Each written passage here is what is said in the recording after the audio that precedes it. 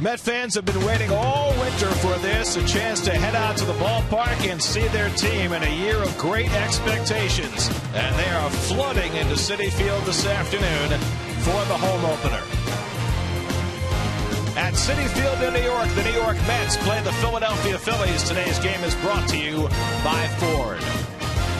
And a pleasant good afternoon, everybody, and welcome to Citi Field. Gary Cohen, Keith Hernandez, Ron Darling with you today as the Mets play their home opener for 2015 against the Philadelphia Phillies. And we've already seen the introductions of the players. It's got to be so special to stand out on the foul lines as your home fans root you on. You know, Gary, I'll tell you, I'm biased because I played for a New York team. But when you put a uniform on opening day in New York, you're playing on the memories of all the great players that ever made it in this town. And it gives you, I don't think the opening day starts until it starts in New York. We haven't heard too many ovations louder than the one Matt Harvey got when he was introduced to the crowd today. It's got to be awfully special. Well, you know what, I tell you, when you're a young player, and this is like a second opening day for the Mets. They opened on the road in Washington.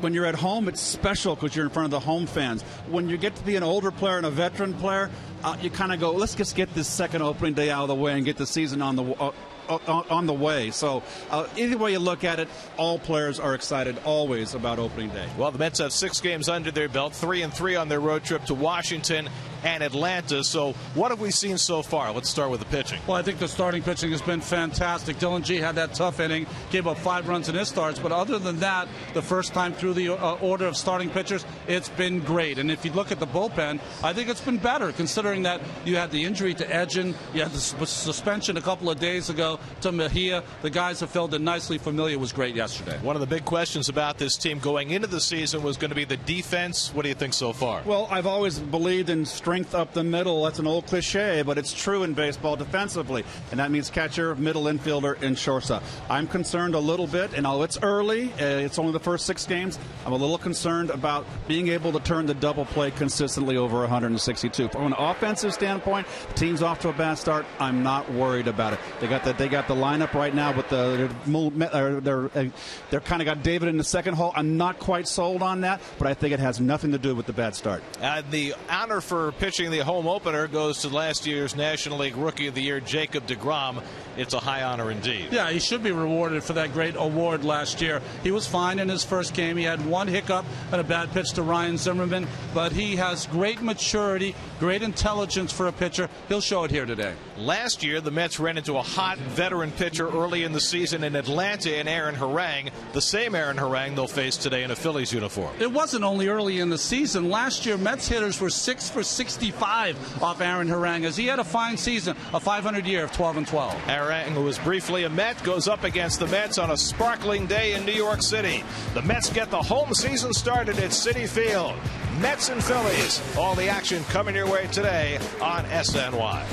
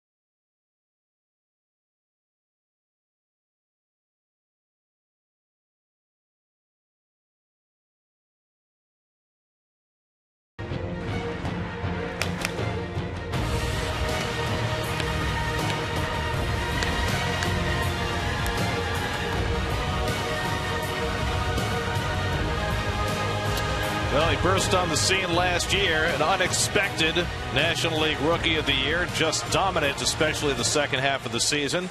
He's already made one start, took a tough 2-1 loss in Jacob deGrom before 40,000 plus on a gorgeous afternoon. Will get the ball for an opening day start. New York Mets baseball on SNY is brought to you by Ford. For great deals on Ford cars, trucks, SUVs, and crossovers, visit tristateford.com. By Geico, over 75 years of savings and service. By Verizon, don't miss a moment of Mets baseball on the largest, most reliable 4G LTE network, only from Verizon. By Pepsi, the official soft drink of Major League Baseball. And by Lexus, the first ever Lexus NX Turbo Go Beyond utility. Who are the 4 players who best represent the history of the Mets, and who are the 4 greatest Major League Baseball players? Go to MLB.com/franchise4 to cast your ballots. Winners will be revealed during the All-Star Game, July 14th, and there'll be no politicking in this booth. I recuse myself. Well, the roar from the faithful as Jacob deGrom goes to the Citi Field mound, where he enjoyed so much success a year ago. A 1.7 home ERA over 10 starts in his rookie year. Let's not sugarcoat it, though. The fans here are as excited as we've ever seen them for an opening day. They want to love this team. There's no doubt about that, Ron. There's a different feel in this ballpark. Here's the Phillies starting lineup. The Rule 5 pick, Odubel Herrera, is in center field. The veterans are in the 3, 4, and 5 spots. Utley, Howard, and Ruiz, you know them. Freddie Galvis now the shortstop, with Jimmy Rollins having moved over to L.A. First time since 2000 that the Phillies had an opening day shortstop not named Jimmy Rollins. Well, let me tell you, Jacob deGrom had that feeling when he first started against the Yankees here at Citi Field. He probably had that same feeling when he started the second game at Nationals Park in Washington. But the feeling he has today when he throws the first pitch will be something new, something different. When you start the opening day at your ballpark in New York, it's an entirely different feeling. You know, I should have done my research on this, but you must have pitched home openers, right? I did. And mine was just awful. Gary Carter hit a grand slam home run off me. I think it was 85. I tried to block that out of my memory. But I was real nervous. I was very, very nervous going into the game because you want to impress, and that's not how you pitch. You go out there to just execute. And we'll take a look at your Metsy defense, brought to you by Lexus, the newcomer out in left field. Michael Kadire, the newcomer in the Gold Glove team. Juan Lagares, well-deserved Juan. And over there, David Wright at third base. 11th opening day for David. All-star Lucas Duda on the other corner. Darno behind the plate. Of course, Lagares and Granderson are going to be the first to get to deal with the new shorter fence in right center field, moved in between 5 and 11 feet from where it was last year, and even further in from where it was when this ballpark first opened. And did not have any extra work more than the Phillies had, really. They just had the batting practice to work on getting their jumps and getting how close that 380 is. He'll get there in a hurry, certainly a lot faster than it used to, as that 380 used to be 415 out in deepest right center field. 390 last year. Ben Revere will lead things off for the Phillies. Used to be the everyday center fielder. He's moved over to left this year. Revere had a good year in terms of base hits last year. In fact, he led the National League in hits, but very few walks, very few extra base hits. So it was kind of a soft 306 last year, and off to a rough start. Just 4 for 24 on the season. He doesn't walk. He doesn't strike out. As a pitcher, you got to know he is swinging from first pitch. Very aggressive. Revere, Herrera, and Utley, the first 3 for the Phillies against Jacob deGrom. And the first pitch at Citi Field this year is up and in, and we're underway. deGrom's first start, he gave up a 2-run homer in the first inning to Ryan Zimmerman. Pitched 5 terrific innings after that, but that was enough to beat him 2-1, and he gets his first strike.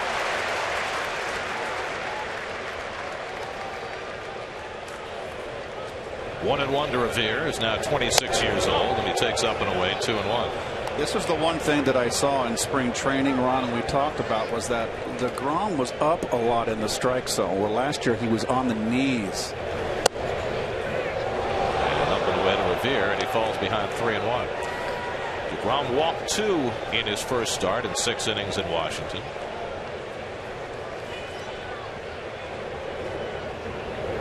And Revere, who rarely walks, takes a 3-1 fastball down the middle. That was a little surprising.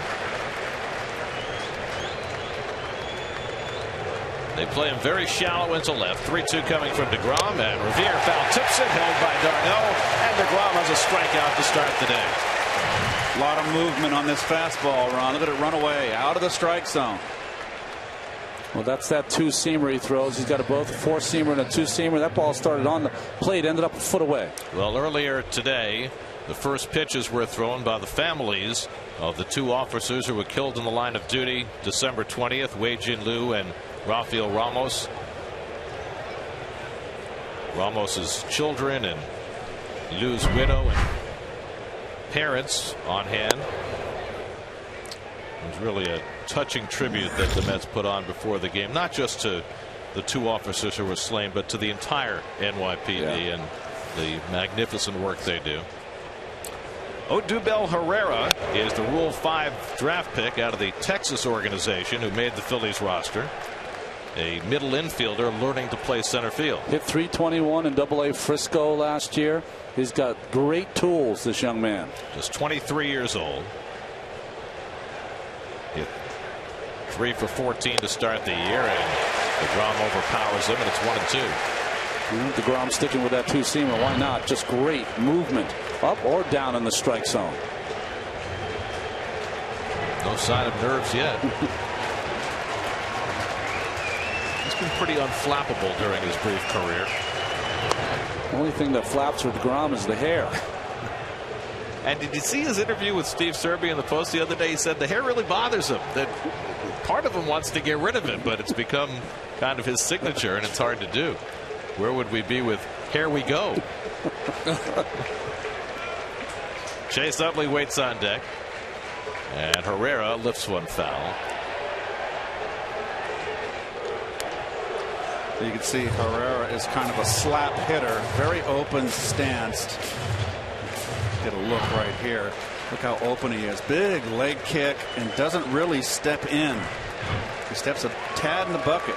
So he's a cut and slash guy.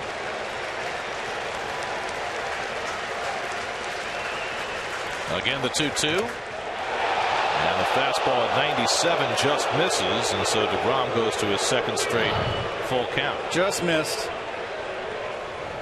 He's on top of the plate, too. Phillies trying desperately to get younger after back-to-back 73-win seasons, and Herrera part of that. And he slashes one foul. But the Phils, with Utley, Howard, and Ruiz, the next 3 hitters, the only team in the major leagues with 3 starting players on opening day who are 35 and older. Ryan Sandberg now starting his second full year. And there's Jeff Francoeur. Got a nice hand from the Mets fans. Francoeur made the Phillies as a backup player. He already has a home run under his belt. Nice to see Frenchie back at Citi Field. Again, the 3-2. And again, Herrera fouls it off. Good bat here for the rookie. Now the Phillies have now had 3 straight non-winning seasons after that great run of 5 straight National League East titles, culminating in 2011 when they won 102 games.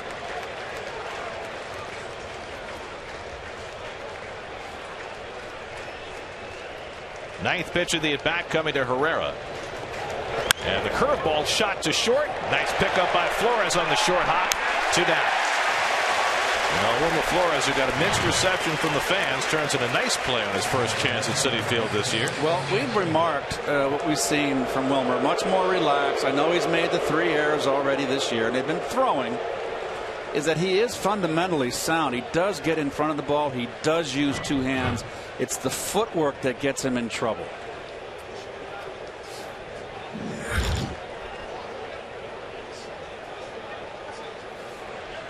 Well, here's Chase Utley with 2 out and nobody on. Utley just 2 for 19 to start the year, but he's been hitting the ball hard.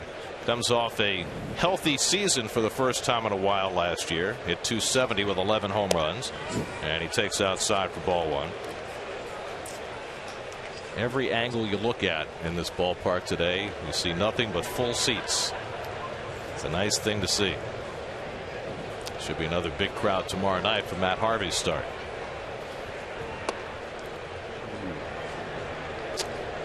Ball and a strike to Utley. There are the correct numbers for the Phillies wins. I wasn't kidding when I said they had 3 straight non-winning seasons. Listen, I never doubt you, Gary. Gary, I just kept my mouth shut. I knew you were going to handle it. Utley pops one up into shallow left center, and Kadyr's there to grab it, and DeGrom has himself a 1-2-3 inning to start the afternoon. Aaron Harang goes to the mound to face the Mets when we come back.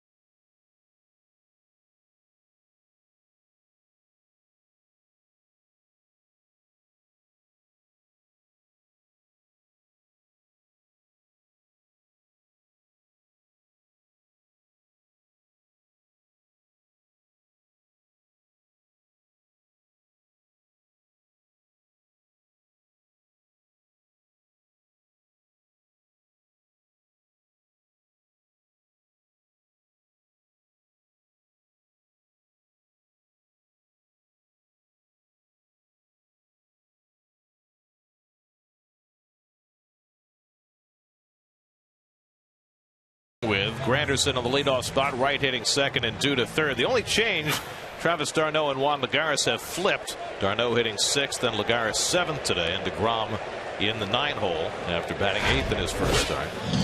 Well, Aaron Harang, 352 games started in his career, 122 wins, 128 losses, and he saw a 500 record last year, but he pitched much better than that record. Good ERA.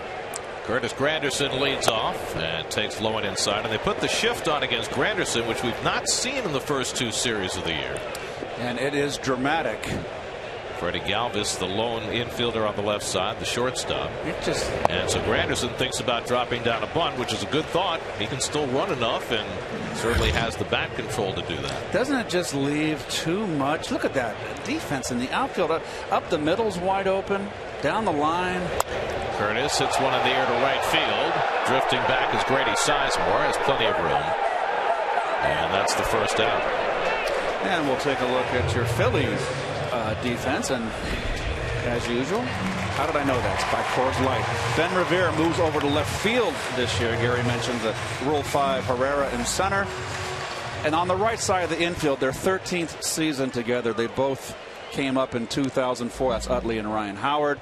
Carlos Ruiz, one of the last remaining guys on those great teams, his 10th season behind the plate for the Phillies. David Wright has great career numbers against Aaron Harang, 12 for 28. That's a .429 average with a home run. And the big guy delivers outside, ball 1. Keith, I'm happy you finally got your own TV monitor, by the way. It's very nice. No, I'm very happy. I got it right in front of me instead of having to turn my back to you guys. I mean, we always were very miffed at that. We thought you were dissing us. I thought I was getting a little asocial in my old age. Lucas Duda waits on deck. No, that's me and Ron. Exactly. Yeah. Harang behind for his second straight hitter, 2-0. And David fouls it away. David had 5 hits in the 3-game series in Atlanta, including his first home run of the year on Friday night. Back here at Citi Field and hoping to be at peace with the new dimensions in right center. And up and in from Harang. Well, this is the second time it's happened. Happened in Washington. Blake Trinan threw one up and in to him, but he got a base hit in that at bat. And probably significantly got a base hit hard to right field, so he was staying in. Yes. After the pitch was up and in. 3-1 from Harang, and that's too high, ball 4. So Wright draws a walk, and the Mets have the first base runner of the day. Well, here are the dimensions the way they originally were when Citi Field opened in 2009. Then they were updated in 2011 and brought in even further in right center for this season. So they've gone from 415 to 380 and from about 390 to 370. The 370 is short, a little shallow. I thought it should have 375. I think it's fair. I mean, if you look at it, and you've got another shift going on with Duda here, a late shift. You move Ashe over to the right side of the infield to play next to Utley. Yeah, I'm requesting that he bring the mound into 55 feet next year. I don't know how that's going to work. Duda 5 for 9 over the last 2 games. He's got right at first and 1 out. And Lucas thinks about the bunt. And everybody in the ballpark loves that idea. If they're going to give you a hit, take a hit. The Phillies look confused out there. They keep looking at each other like, what should we do? They really do. I swing the bat, Luke. Little Luke, let's go. Little? The McCoys. He's never been called little. Not since he was 12. And for the third straight hitter, Harang falls behind 2-0, and Carlos Ruiz goes out for a conversation. Last year, Harang was in spring training with the Indians. They let him go late in spring training. The Braves, remember, had 2 pitchers go down with Tommy John surgery, Brandon Beachy and Chris Medlin. And so they signed Harang right before the season, and he was a godsend for them. Listen, he's pitched with 7 teams since 2010, so he's not good enough to keep over the offseason, but he's good enough to sign in the offseason. 1 year, $5 million deal with the Phillies this year at age 36. Duda lifts one along the left field line. Ben Revere coming over and looking through the sunglasses. Wright tagging at first. He's going to try it against Revere's weak arm, but he might not make it. He does, just by a hair. Ben Revere, who threw a runner out at the plate the other day, nearly gunned down Wright going to second. Well, he got caught drifting. See how he's drifting back, folks? That was a fly ball. Oh, not a very good tag by Utley. So what? There's no reason. I'm sorry, Ron. Nope. There's no reason for him to be drifting back. Get your momentum going forward, and Utley just missed the tag. Yeah, they would have had him.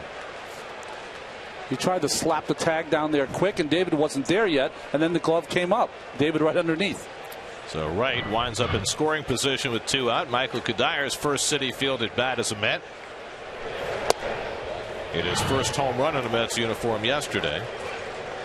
There it is, Ole. Well, Revere nearly had himself another outfield assist. Revere said the other day after he threw a man out at the plate, he said, they're going to have to change the scouting report on me. Very shallow outfield by the Phillies. Good cut. Dyer fouling off the slider, 1-1. You can see the outfield right there. Very shallow. Look at all the distance behind from the 408 in center. And Herrera, my goodness. I mean, you've got a kid who's played very few games in the outfield out in center. Yeah, wind's a factor also this afternoon. 1-1 to Kadyer, and he bounces one foul. Kadyer 5 for 24 to start the year, 11 strikeouts. That's been rather alarming. Normally a very good contact hitter. Daniel Murphy waiting on deck. Isn't it funny, all the guys that had the hot spring, I said it, don't waste those hits down there. A little bit of a sluggish start offensively for the Mets. Slowly hit. Freddie Galvis sweeps it up and gets Kadyer to end the inning. A walk and 1 left. We go to the second. No score.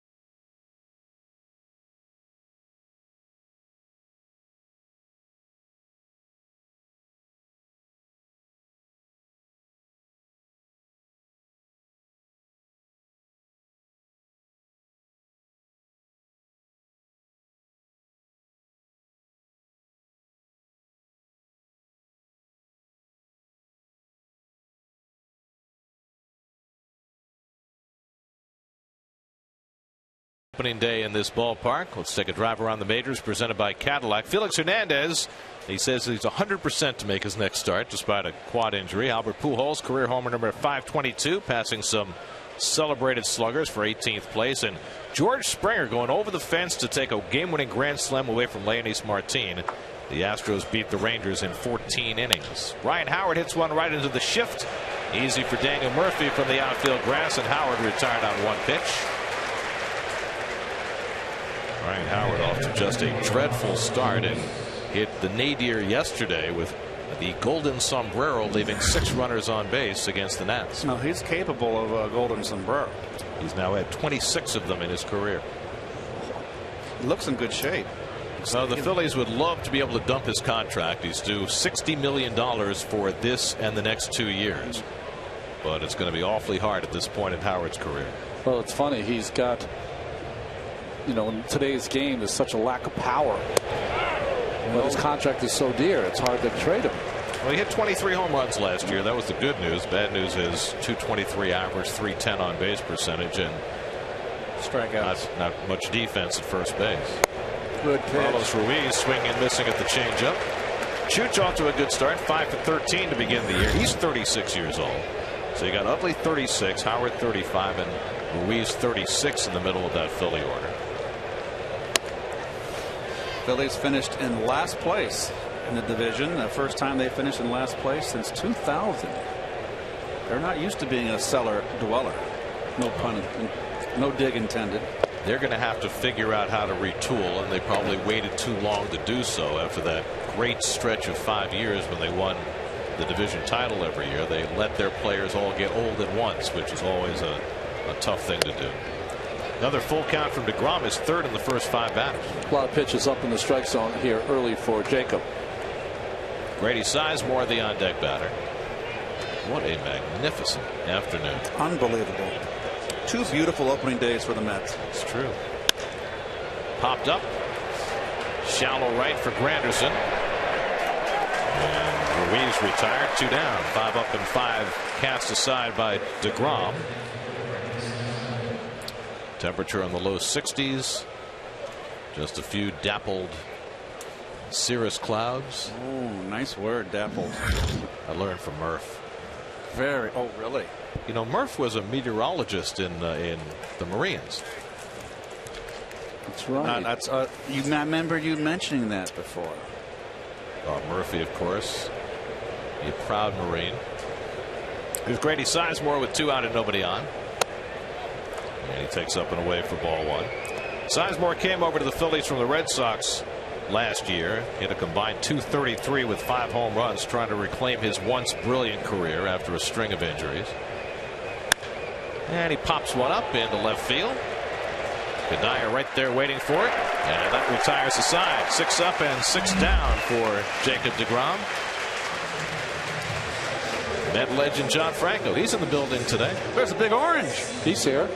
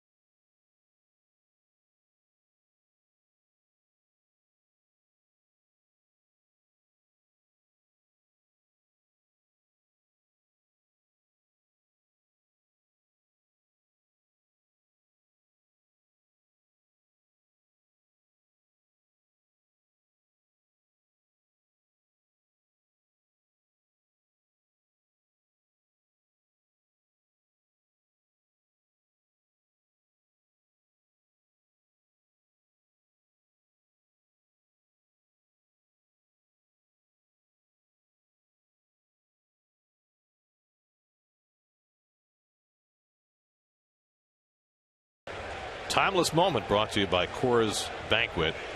Never get tired of looking at the Empire State Building on a beautiful day. Tell you what, it wasn't that long ago when King Kong was on top of that building.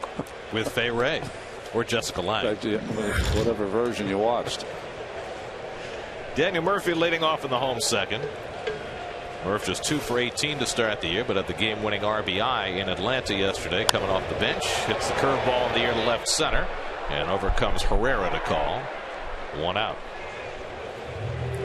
Odubel Herrera. Nice first name. Has a nice ring to it. I have to learn how to pronounce it. It's kind of like Asdrubal Cabrera, yeah, right? But it's Odubel Herrera. It almost has kind of a Moroccan flavor to the name, you know? Moroccan, really, a little North like African. Morocco mole, like Kinshasa, Rabat, like couscous. 1 out and nobody on. Now Travis d'Arnaud. 6 for 18 to start the year with 5 runs driven in. Got the day off yesterday with Anthony Recker doing the catching.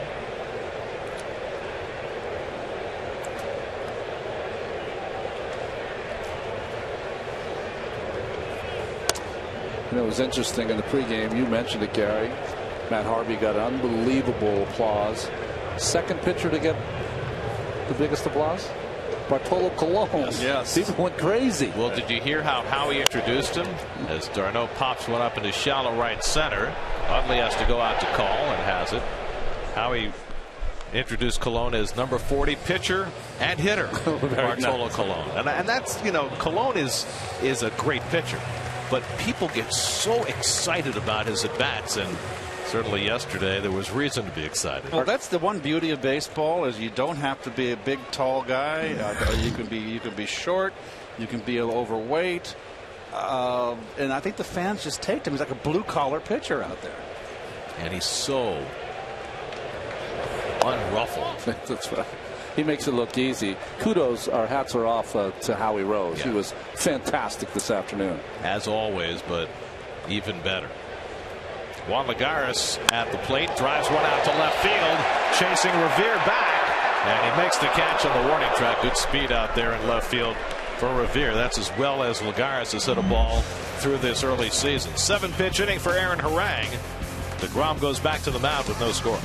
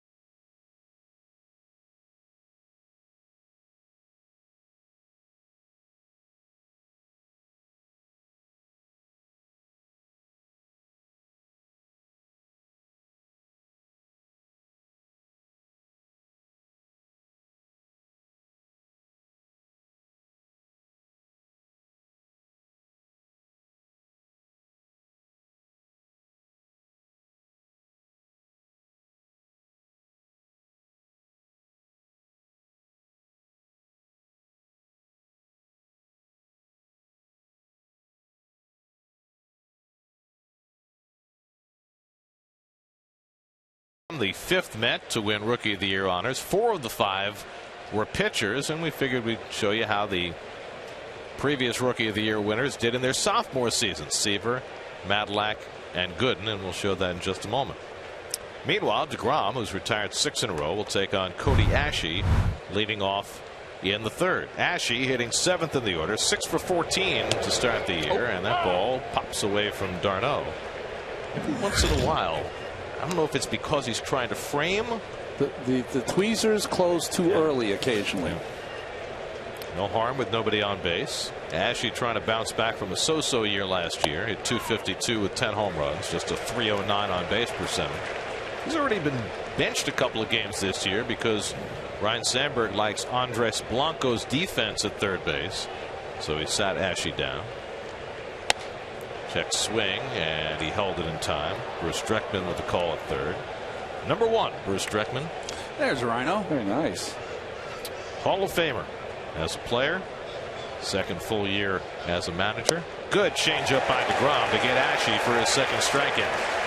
That is such a great weapon for him against the lefties. What a nice sequence of pitches. 2 breaking balls, a fastball, and a changeup.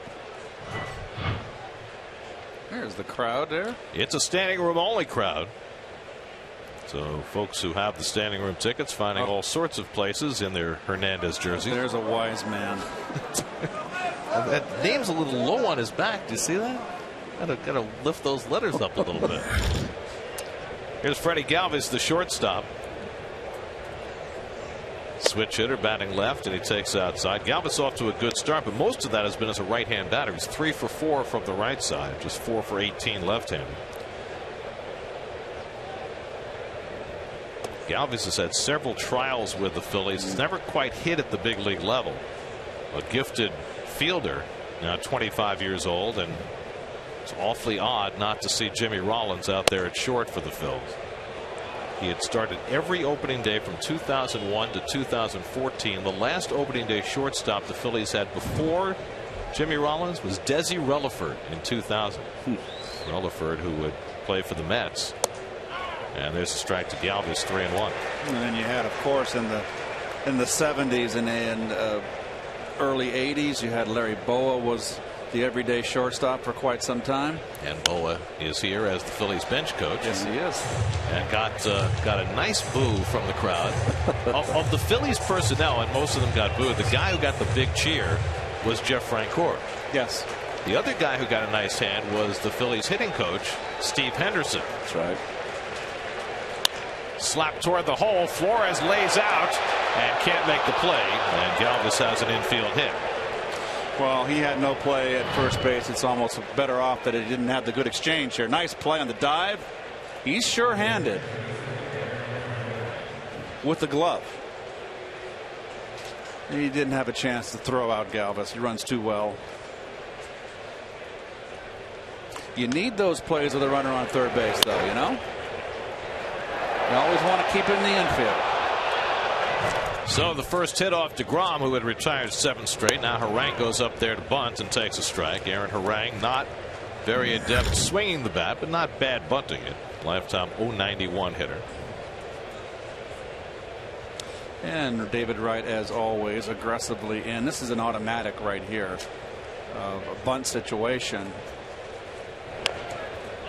And a nice bunt by Harang.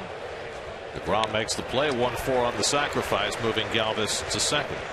So we promised you this, the sophomore seasons for the Mets Rookie of the Year pitchers, and you'd have to say that all 3 were pretty darn successful. Yeah. I mean, Seaver was pitching for a team that didn't hit a lot, so the same with Matlack. But right. you know, Doc was just Doc. Well, nobody's ever been better than Dwight Gooden was that sophomore year, 1985. That year was a phenomenal season and a wonderful experience for me to play behind. Here's Ben Revere, who struck out his first time up. Well, Seaver's sophomore year, he was still playing for a 9th place team in 1968. That was back in the days of no divisions. Matlack's sophomore year, 1973, had a losing record, but the Mets went to the 7th game of the World Series that year. 69 was the first year of the split divisions, right? Yes. The Mets won the East that year, beat the Braves in the first league championship series.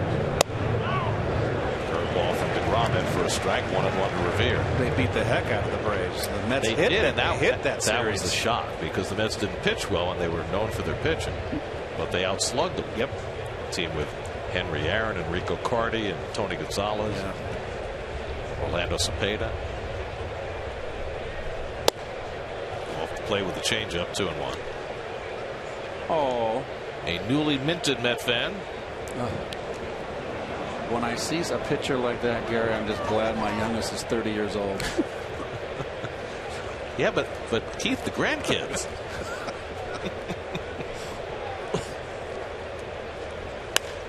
Revere pops one foul. That'll make it into the seats. 2-2. We missed you this weekend. How was your weekend? It was good. I got settled into the house. It was nippy the first couple days, but I got settled in. There. Yep. There you go. See, now those letters are in the right place. Yes. High on the back.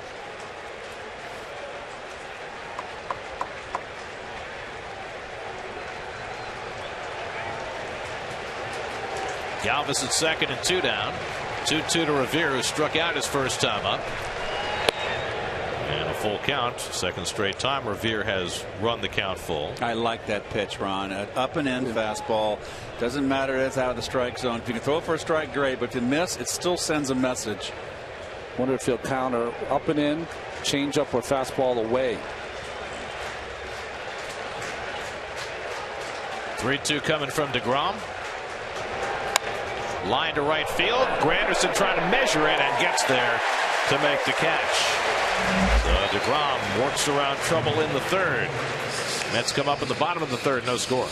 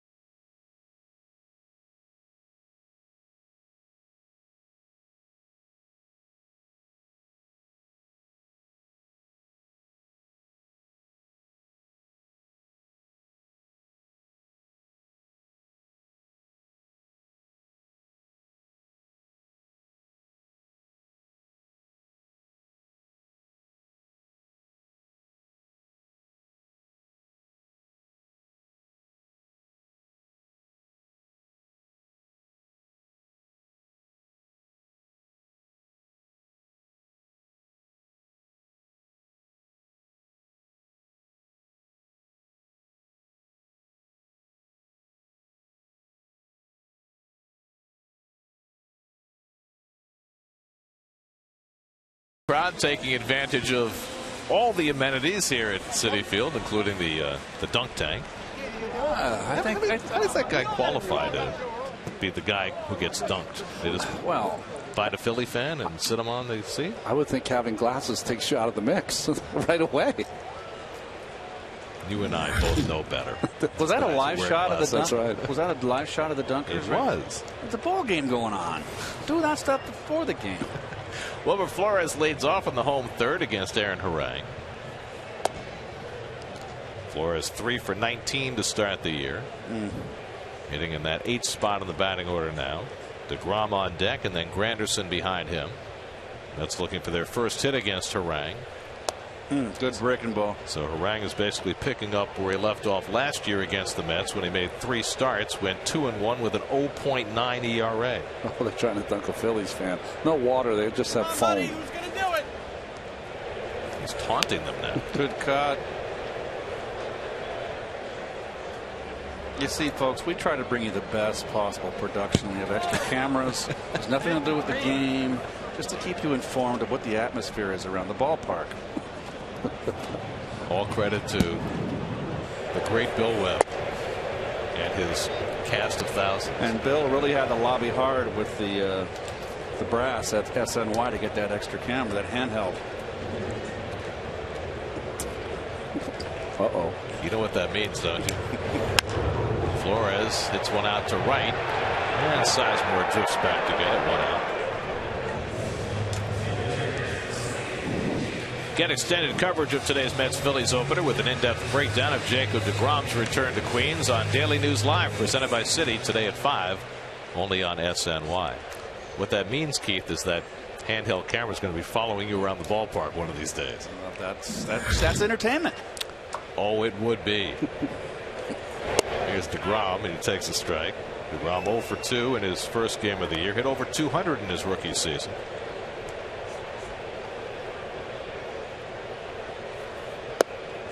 Well, Harang is a fly ball pitcher, and so far the new dimensions of Citi Field haven't bothered him at all.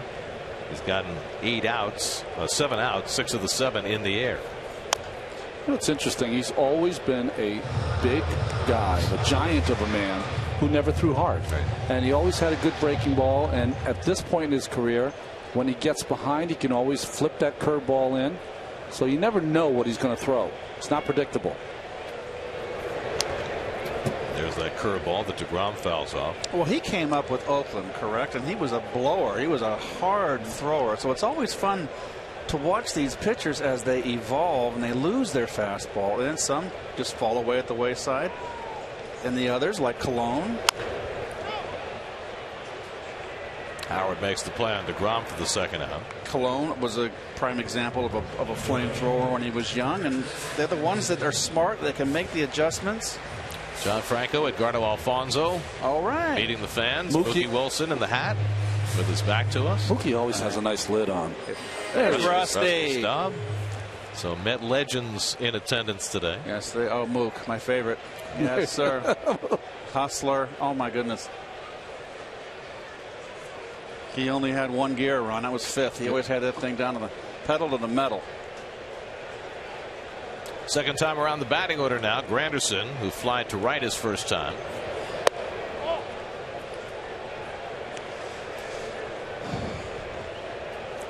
Curtis now 1 for 17 to start the season. He's been getting on base via the walk, but that's all. From our day, if you're ever asked who is the nicest person you ever played with, Mookie always comes to mind, just like I'm sure Curtis Granderson will come to mind with his teammates someday. Let's just say, though, that Granderson is in a milder milieu than Mookie was in his days with the Mets. That's right. He was the voice of reason in an otherwise raucous environment. Is that fair to say? Yes, absolutely.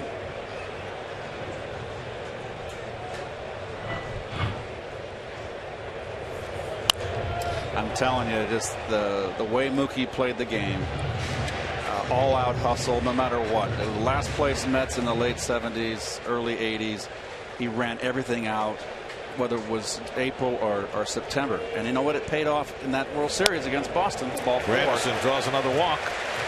8th walk he's drawn in the first 7 games.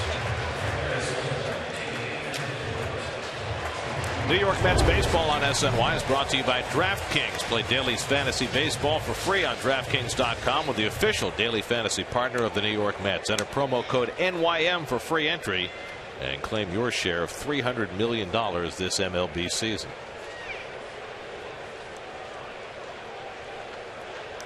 David Wright bats with a man on. David drew Harang's first walk in the opening inning. Mets still looking for their first hit against their briefly former teammate 2 years ago. Harang made 4 starts late in the year for the Mets.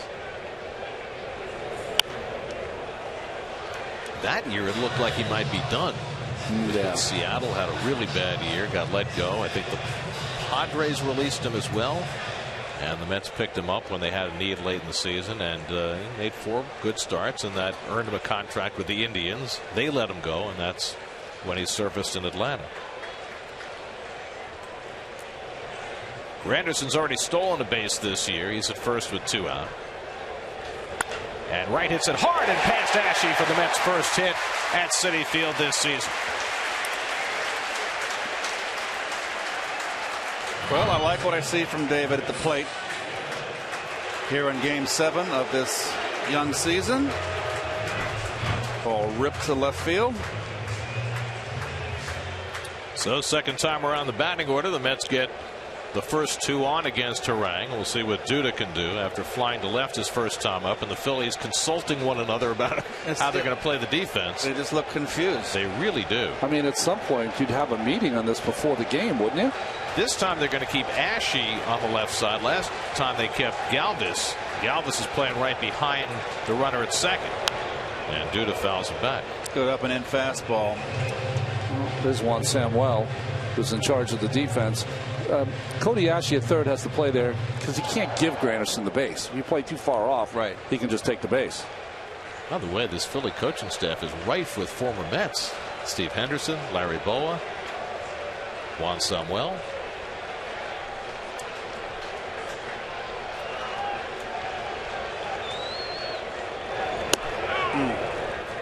Of course, Met fans of a certain age will remember that both Steve Henderson and Juan Samuel were acquired in 2 of the most unpopular trades in Mets history. Right. Henderson for Top Seaver and Samuel for Lenny Dykstra. You got Zachary, Henderson, Doug Flynn, Dan Norman. Yes. 2 on and 2 out. Harang ahead on Duda 0-2. And Lucas takes upstairs. City probables for the remainder of the series. Tomorrow night, Matt Harvey makes his return to the Citi Field mound against David Buchanan. Wednesday night, John Neese against the veteran Jerome Williams.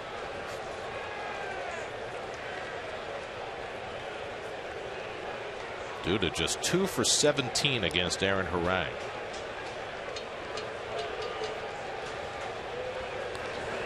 Gets jammed and fouls it off. Just got it in enough. Ball wanted to bleed out over the middle. Watch.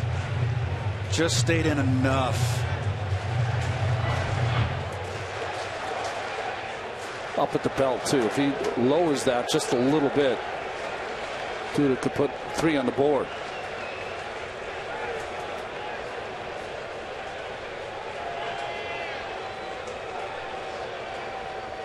One-two coming to Lucas. Good eye. Curveball down, 2-2. Well, the Mets are already ahead of the game against Harang. Last April they faced him, and it took them 7 innings to get their first hit against Harang. See, Harang takes a lot off of his curveball, folks, and as a result, from a hitter's point of view perspective, it's easy to pick up that it's a breaking ball coming out of his hand, that it's coming at a lesser speed. You can identify it, huh? You can identify it. But is the arm speed different? No. But you have that 10 feet before out of the pitcher's hand that you can recognize a pitch, Garrett. Believe it or not. 2 out, 2 on, 2-2 to Duda. And the curveball down. So is it that you see the ball going up? Is that what it is? It's a little bit higher. You see the rotation too. Curveball has the satellite, the moon going around, and a vertical tilt. Slider has the circle. We've talked about that ad nauseum up here. It's baseball. You try not to be repetitive. Well, he's throwing 2 straight curveballs to Duda. Now he's got a full count. Runners will be going. Granderson at second, right at first. Kadire on deck.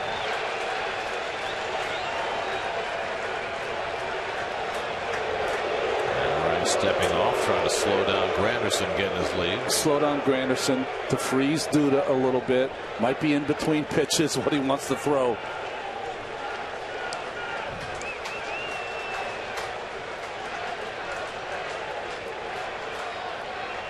Three-two coming. Fouled away. Got that cutter inside. Sometimes, guys, you just step off as a pitcher because the thought starts to go through your head. Okay, it's 3-2. The guys are running. Okay, I picked the pitch. I don't know if I want to throw this pitch. Let me step off for a second. This is a huge out. That's why you regroup.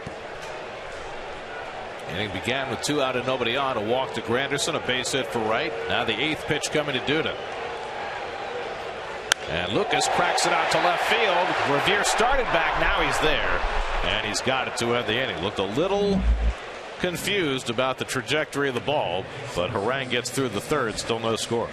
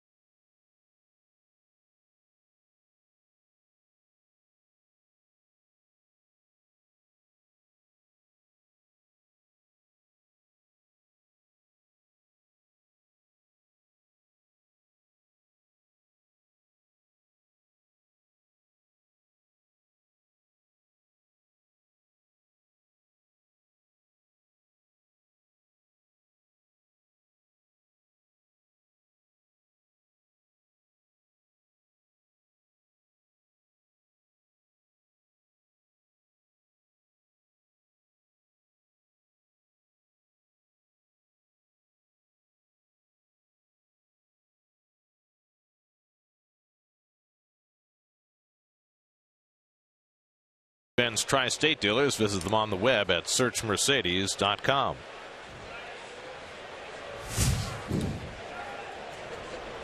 Reflective sunglasses. Got her all embarrassed.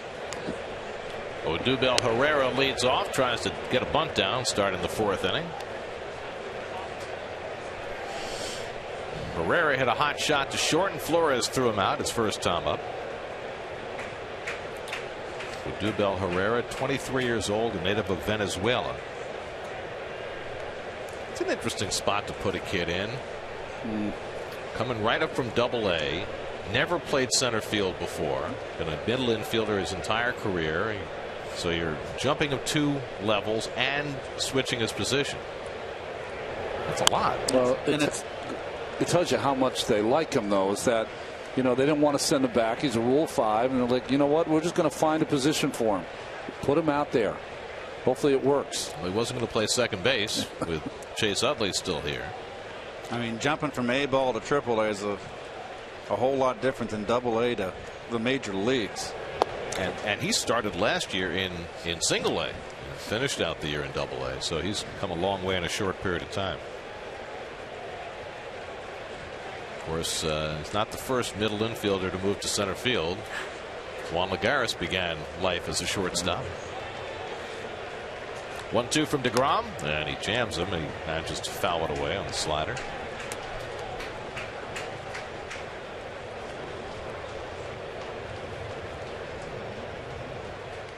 Chase Utley on deck, Ryan Howard behind him. DeGrom's thrown a few more pitches than he would have liked early in this game. He's already had 5 full counts. Trying to put away Herrera. And the comeback off his mitt, and that's going to be a base hit. So DeGrom, who feels his position very well, unable to secure that ground ball, and Herrera has a base hit. Oh, this probably would have been a base hit if he doesn't get a glove on it up the middle. This ball hit pretty hard, but kind of confused DeGrom. He never did get his glove open. So that's the second hit for the Phillies, and they've both been infield hits. They get the leadoff man on for the first time, and Chase Utley the batter. Utley flied to left his first time up. Herrera with good speed, 21 steals in the minor leagues last year, has 1 so far this season, and DeGrom will pay attention to him.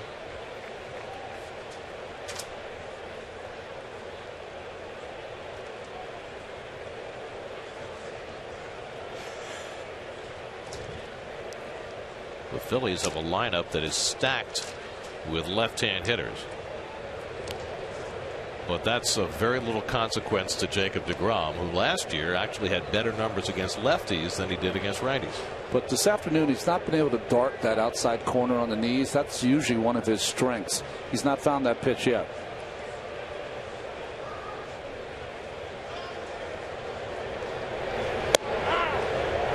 There's the pitch you were looking for. Yeah, perfect. It's been running so much, so when the ball runs that much, it's hard to get it centered on that outside corner. That one was a little less movement.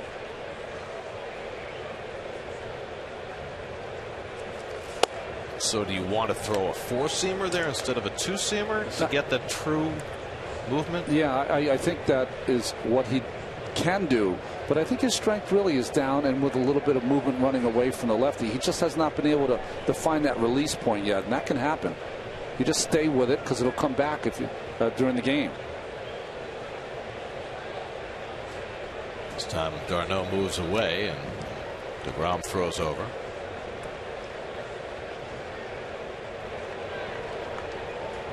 Nice to see the Mets in their home white pinstripes. I wish we had those uniforms when we played. This is the classic Mets uniform going back to the early days of the franchise. Double play ball to Murphy. Flores with the turn. Got him. 4-6-3 double play. 2 out and nobody on. Duda thought it was the 3rd out. Now we'll throw it around the infield. Nice play, Murph. Kept in front. Got his body in front. Easy double play. Although Utley, for what, 36 years of age, runs. That's a bullet right there, and he almost beats it out. He can still run. A little more urgency on the part of Flores there. I like that. He got it and got rid of it quickly. Got him by an eyelash. So the 4-6-3 double play, only the second one the Mets have turned in the first 7 games. 2 out and nobody on for Ryan Howard. And he takes a fastball strike. Howard grounded into the shift on the first pitch he saw, his first time up. Ryan Howard, the owner of 334 major league home runs. What's interesting about his career, and that's a pitch, Keith, that we've seen time and again. Above the belt, very hard for him to catch up. He's got a different stance, holding his hands differently. Trying anything. I mean, he just, that horrible injury he had. What was that? The last, what year was that run against the Giants? It ended that play. 2012. 12? And that was just such an unfortunate injury, the Achilles tendon tear. Got 11 or 12, that Halladay. It was against the Cardinals. Right. Oh, the Carpenter game. Carpenter against Halladay. Right. 1-0 game. It was the last play of the last postseason game for the Phillies that year. It had to have been 11, right? 11. Yeah. 2-2 coming. Bounce down to first, hits the bag, and goes into right field. Howard's going to take a turn and hold on as Granderson gets to it. Well, Duda had it all lined up along the line, then it hit the cushion and took an odd turn. It surely did. Nothing you can do about it. Lucas almost put the bare hand on it. He had caught part of his hand. Yep. Yes, it did. Right up the pinky. Off. Well, he appears to be okay. See, the Marlins had 2 players break their ring finger yesterday on different kinds of plays. Jeff Mathis, their catcher, Don Kelly, the utility infielder. One on a ground ball, one trying to catch a pitch. If you're a hitter, you don't need broken fingers. No. I think if you're any kind of an athlete, you don't need a broken finger. Unless you're a kicker. Or a soccer player, right? Carlos Ruiz flying to right his first time up. And he pops one up in foul ground. Duda hoping for a chance, but that's in the crowd.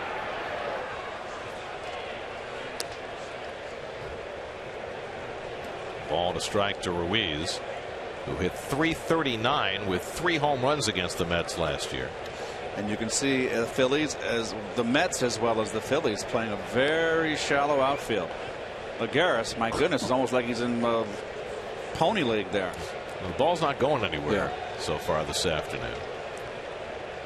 Ruiz hit half of his home runs against the Mets last year, 3 of his 6. That did right on the outside corner for a strike. 1-2.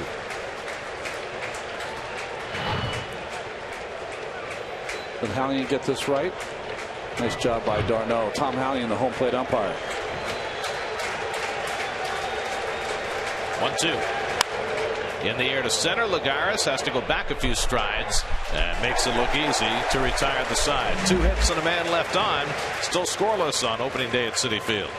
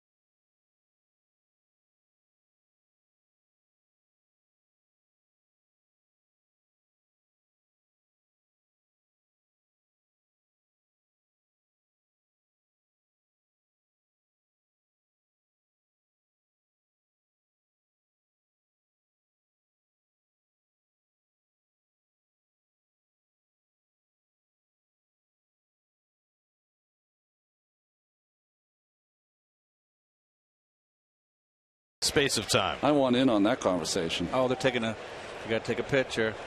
Jerry Seinfeld, Larry David. Of course, Larry now in his Broadway play, Fish in the Dark. Day off. It's Monday. Broadway's dark. So he gets to come to a ball game. Michael Kadire leads off in the home fourth inning for New York.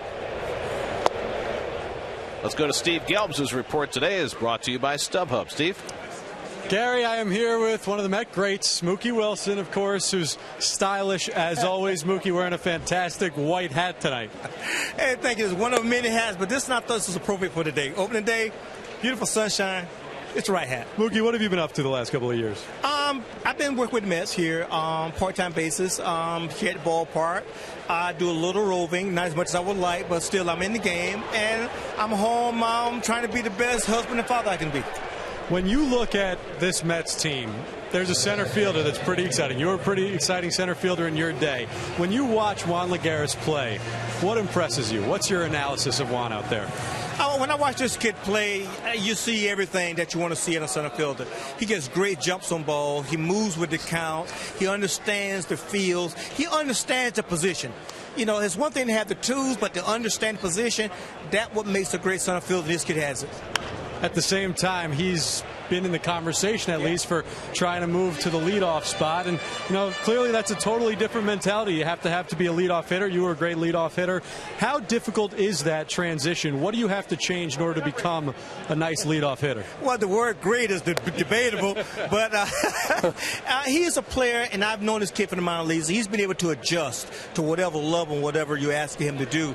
But hitting leadoff, that's something that we have to see. We have to see how he adjusts and his mentality, and can he tailor his offensive approach to be the good leadoff hitter. So let's see what happens. What does he have to adjust to? When you say adjust to what? Well, one thing, if you're a free swinger, that's not always the best way to be as a leadoff hitter. You have to be willing to be patient and take pitches, and we have to see what he can do as far as stealing bases and making it easier on the guy behind him. So let's see how that works out. Mookie, you were such an exciting player to watch. Is there anybody, when you watch today's game, that reminds you of you?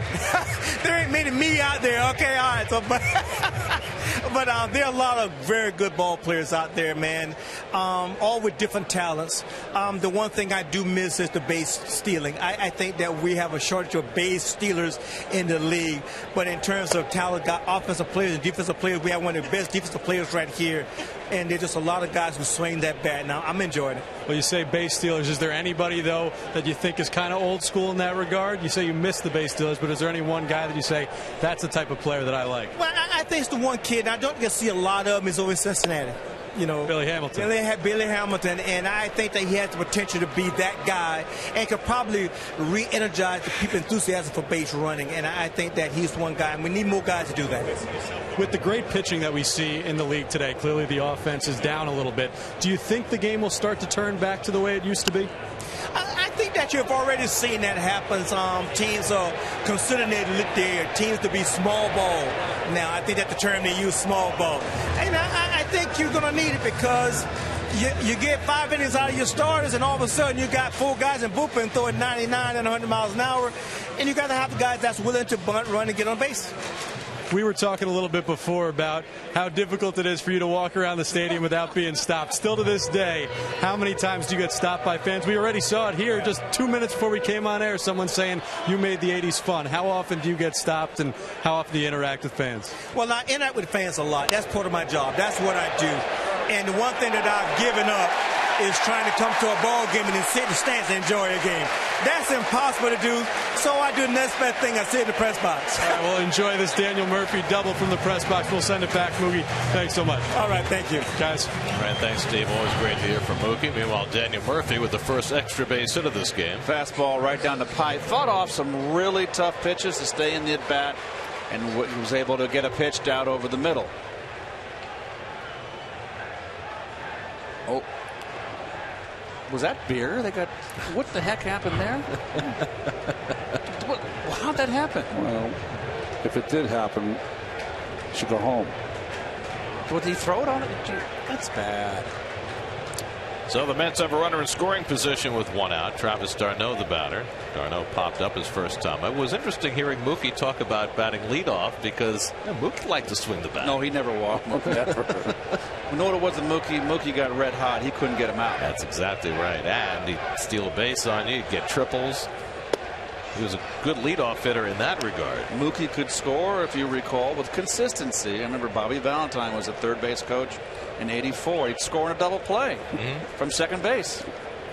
Did it around 3 or 4 times. All the time. Yep. d'Arnaud popped up his first time up.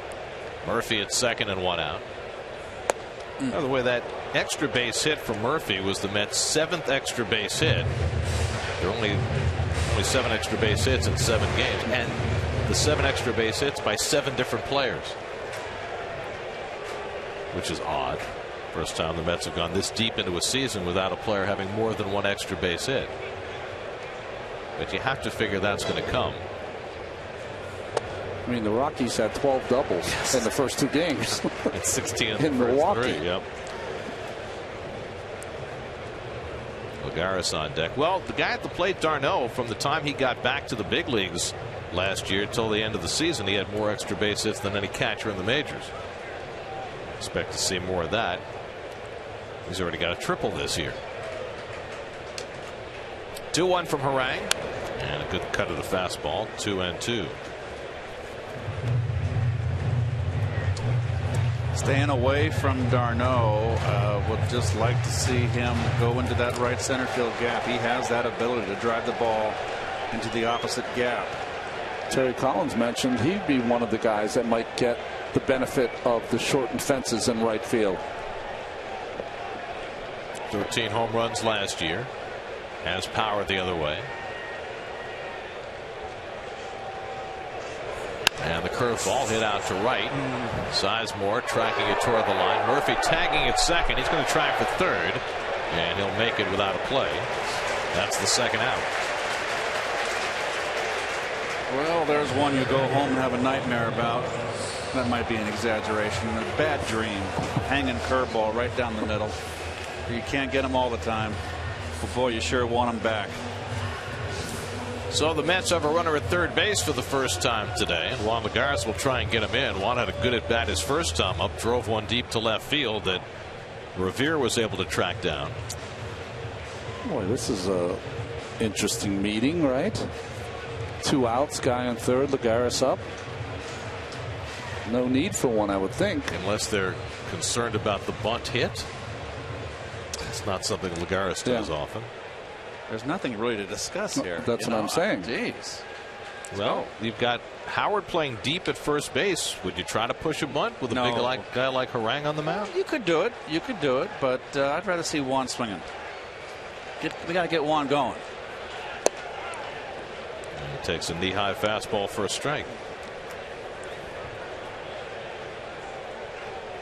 Lagares just 4 for 26 to start the year.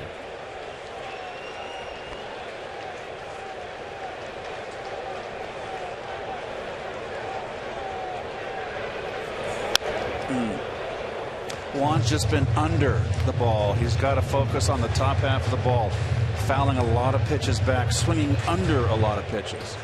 Focus on keeping those shoulders horizontal to the ground and getting on top of that ball in batting practice. That's where you get the habit going. That's the good point, Keith. His back shoulder's dropping. Harang ahead 0-2.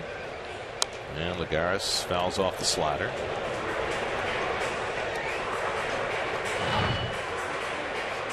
Well, here's the curveball right here. It's up in the strike zone. It's away enough. It's a good pitch to hit.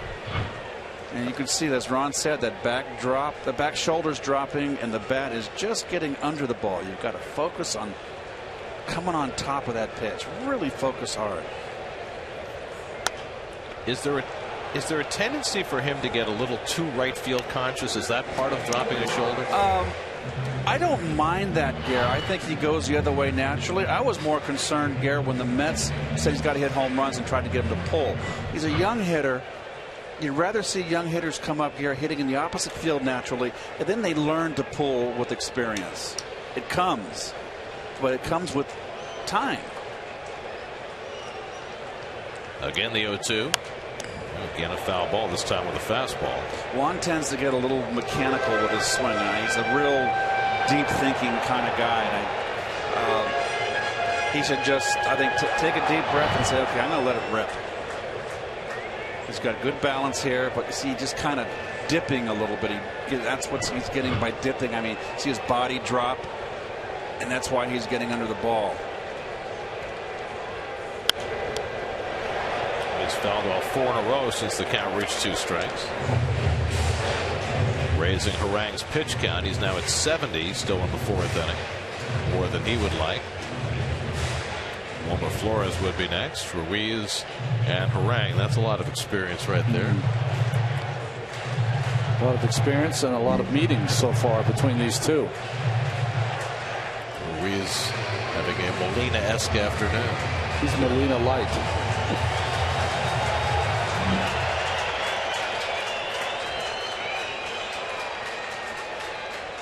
7th pitch of the at-bat coming to Lagares. And he hits one back to Harang, who's able to get a piece of it. He took too much time and he lost the play. And the Mets take the lead. Harang a little bit shaken. For some reason, did not get rid of the ball. Didn't show any sense of urgency. I don't know if he got hurt on the play, but the Mets get the lead. Well, this ball off the end of the bat, it goes off his glove, but you see it kind of spins him around, and I think we tend to forget this is a big man out there. He doesn't move that quickly. I think he might have twisted an ankle or a knee as he turned. Yeah. Something happened. So it'll go as an infield hit for Lagares to drive in Murphy with the first run of the day. And now the concern for Harang. I think it's a little bit. I think he'll be okay. But he is a big guy, and as it all has to go do with Lagares hustling to first base. Hustling to first, Keith, and don't forget Murph. I mean, it was a ball he tagged up on Sizemore. Anyone would do it, but getting the third allows him to score. You can smell that hit. And that's got an RBI on it, too. A little ribeye steak, medium rare, whatever, however you like it. Well, Lagares fouled off all those pitches and finally got an 0-2 pitch that he could hit sharply. Now, remember, 2 nights ago, the Mets were doing nothing against Julio Teheran, and then he tweaked his knee trying to get out of the way of Lucas Duda base hit, and then he kind of fell apart from there. We'll see if Harang can survive this tweak and get himself back in gear. No practice pitches. Very unusual, right? He's fine, that's why. Wilmer Flores flied to right his first time up. Good time to steal a base if you can, and don't you got a veteran pitcher out there very much aware of the situation. You got the pitcher in the on-deck circle. If you get thrown out, the 8th hitter leads off the next inning, so it's a good time to try to steal a bag. Pitcher DeGrom on deck.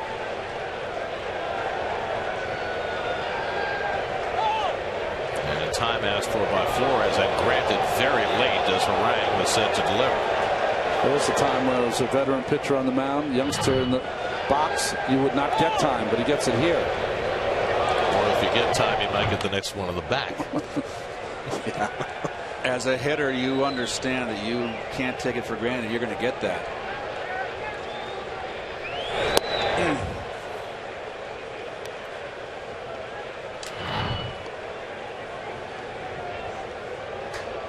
Good breaking pitch there from Harang. Almost tells you he wants to go soft with the breaking stuff against the youngster.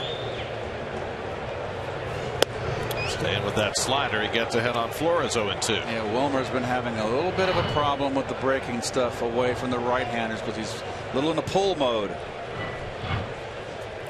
Well, Harang got ahead of Lagares 0-2, couldn't put him away. Now he's ahead on Flores 0-2. He's thrown 11 straight strikes. Lagares runs. Ruiz's throw on a bounce goes into center field. Kicked away by Utley. Lagares goes to third. Let's see if he tries to score. Nope. He'll slam on the brakes as Herrera gets it in. Thought that Tim Tuffle might have a mind to send him with a 2-strike count on the batter, but he thought better of it. Wisely held him up. Tough chance for Galvis. And then Utley just kicks it in the left field. First stolen base of the year for Lagares. Not a great jump, but he's very explosive.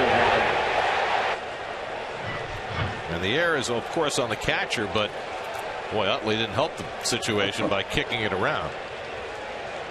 Runner at third with 2 out, and Flores fights one off. I think the interesting part there for people that think that Tuffle might have been able to send him, you're asking Tuffle to send a guy who's run to second, has slid, has bounced up, and now is coming to third. How much is left to get the home plate? No, he would have been out by a country mile.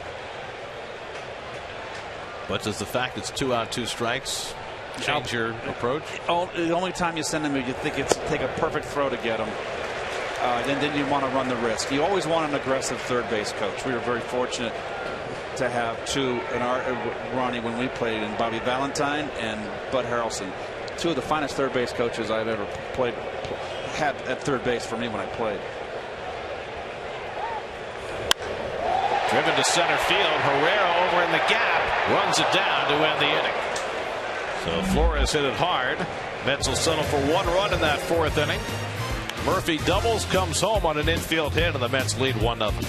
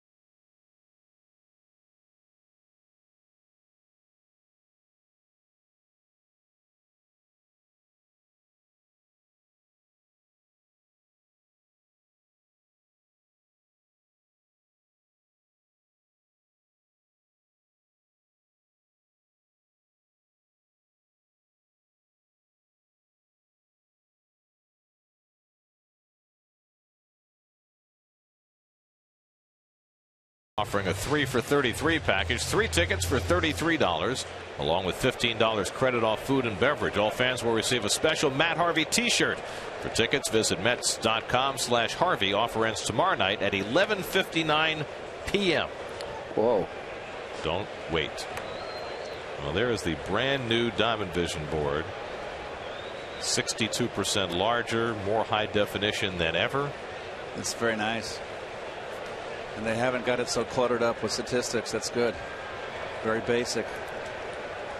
Grady Sizemore leads off in the 5th inning. Jacob deGrom pitching with the lead for the first time today. And he has relied heavily on his fastball today. Threw 72% fastballs in his first start. That average is pretty high for his fastball, huh? Over 94. Interesting. A timeout called by Sizemore. After Flores did the same against Harang a moment ago.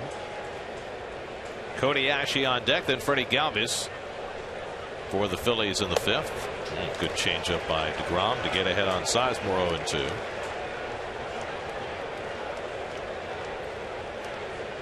Grady Sizemore, originally drafted by the Montreal Expos in 2000. He's in that big trade, right? It was nice short hop pickup by Duda, and he gets Sizemore for the first down. It was Sizemore, Cliff Lee, and Brandon Phillips for Bartolo Colon. It's the previous facing Cody Ashe. Good curveball for a strike. Doubled up, went high with the fastball and countered with a little changeup away. That is so good. for when you're facing DeGrom, you got to be concentrating on that fastball, and he got 3 breaking balls. Everything away in those 4 pitches, and the last at bat, everything away. You got to say, okay, your approach has got to be the outside part of the plate with DeGrom. Ashe lines one into right field, and he has the Phillies' 4th hit. And the first one that's reached the outfield cleanly. Well, he wasn't going to wait for the breaking ball in this at bat. He was sitting on that fastball and didn't let it pass. Good swing by Ashe. You've already had your first at bat. You've seen probably every pitch that DeGrom has in his repertoire, and you've faced him before. You get a feel for what he's got at first at bat, and then you go to hitting the rest of your 3 at bats against him. Or 2 in today's game, probably 2 max. Here's Galvis, the number 8 hitter. Slapped one in the hole at short for an infield hit his first time up, and he lines that one into center field for a base hit. Low bridging DeGrom as it went.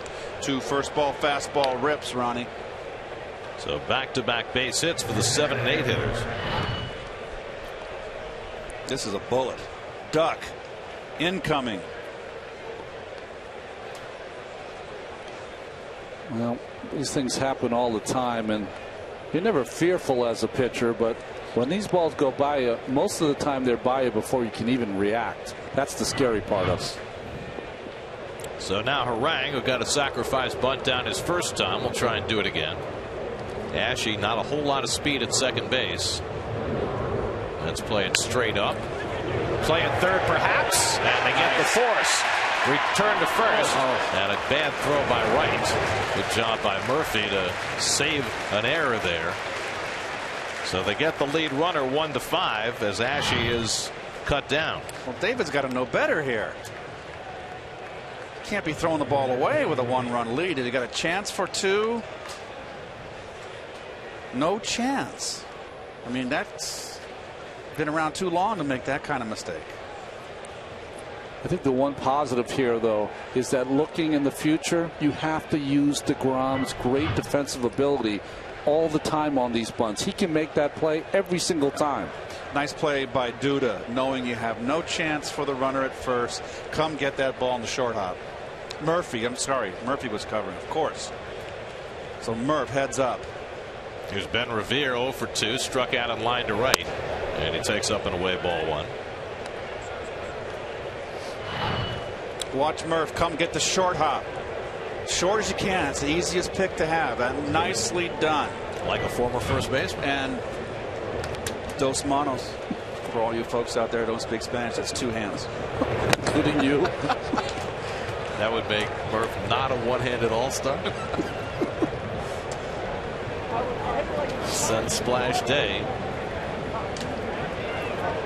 Perfect day for the home opener.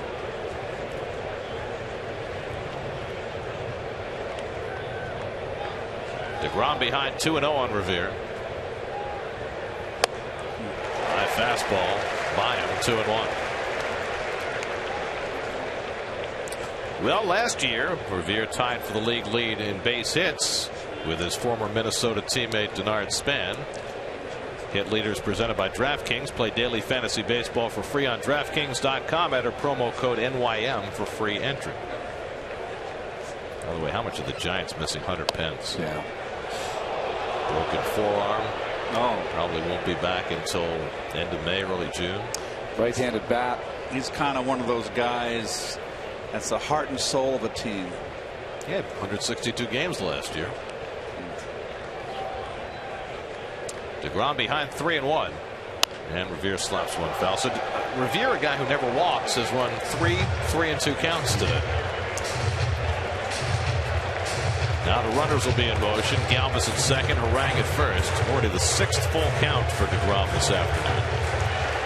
He's only struck out 2. Hasn't walked anybody.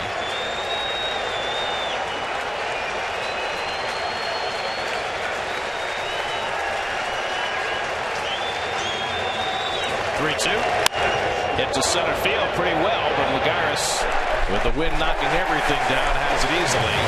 That retires the side. 2 hits and 2 left. 5 scoreless for DeGrom halfway through. 1-0 Mets.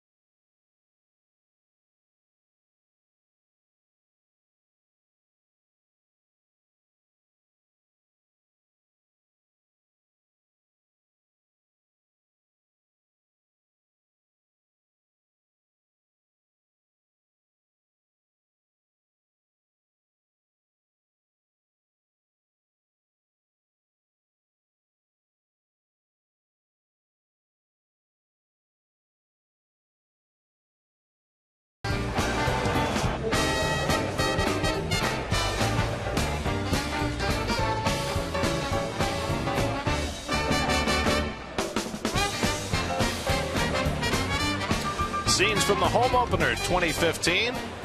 On a beautiful afternoon, Mets have a 1-0 lead as we go to the bottom of the 5th. And your 5th inning recap is sponsored by JetBlue. Juan Lagares' RBI infield single, plating the only run of the game. Jacob deGrom picking up where he left off at Citi Field last year when he had a 1.7 home ERA, 5 scoreless innings for deGrom, despite just a couple of strikeouts. And deGrom will lead off against Aaron Harang in the home 5th. Jacob grounded out his first time up. And takes a slider down for ball 1. Last time up, deGrom saw one fastball and then breaking pitches after that. So they know it's gotten around the league that this young man can hit. That's a problem, right? Then they start pitching you like a player, and then you have no chance. Oh. The reason you became a pitcher because you couldn't hit anything spinning.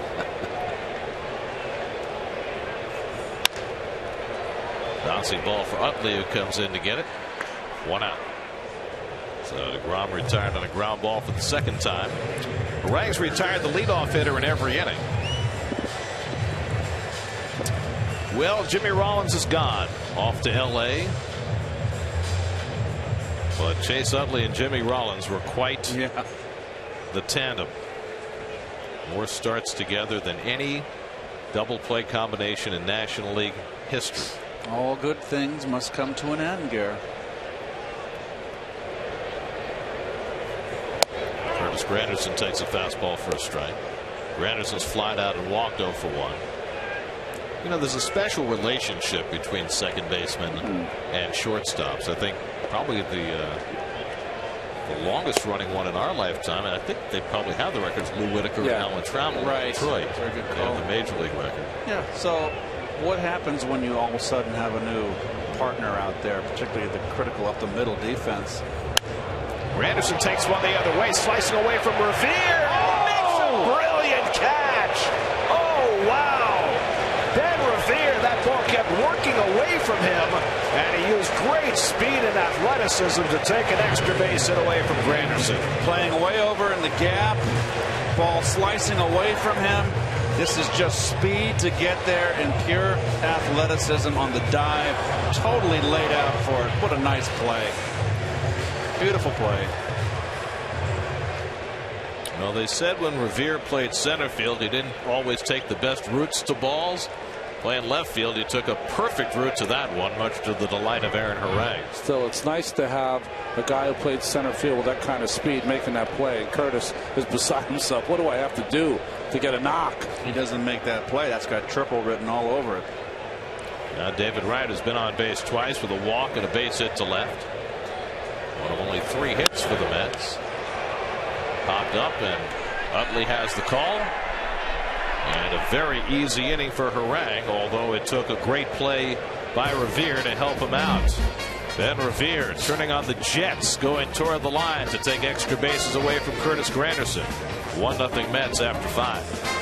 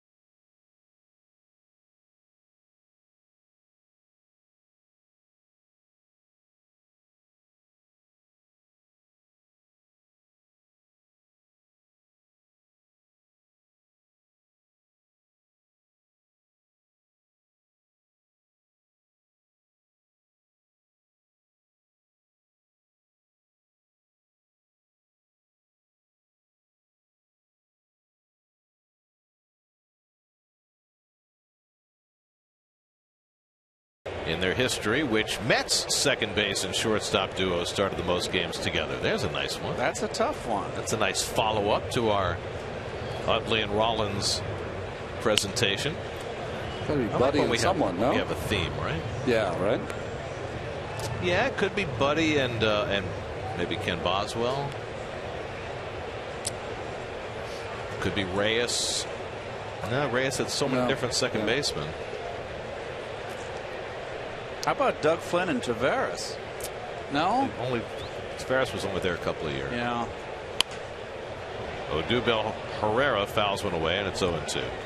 Herrera 1 for 2. He banked one off DeGrom's glove for a base hit, leading off the fourth. One of 5 hits for the Phillies against DeGrom, who's working with a skinny 1-0 lead. Utley and Howard to follow Herrera here in the 6th. And the curveball lays off. Ordonez Alfonso? Yeah, but Fonzie played second, but he also played third. Okay. So that's really a tough question.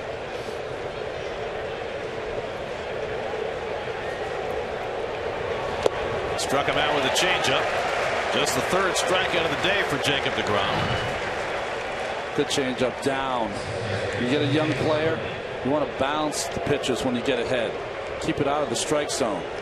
Got a big swing for a guy that hit 321 last year. So 1 out and nobody on. Now it's Utley, who's flied to left and bounced into a double play. That's got the only run of the game in the 4th inning. Murphy doubled. Moved to 3rd on a fly ball. Came home on an infield hit by Lagares, and that's been it. Curveball misses from deGrom. Ball 1.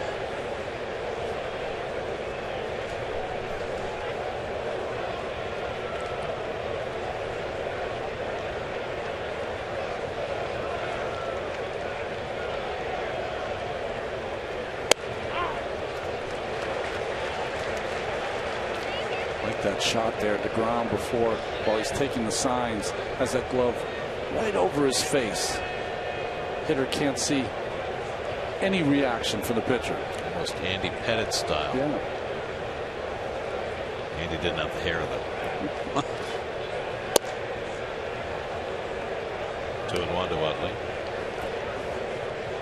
Jacob deGrom in 2014, part of the biggest boost for the Stetson Hatters college baseball program ever. That's right. Winning the Rookie of the Year, while former Hatter Corey Kluber won the AL Cy Young.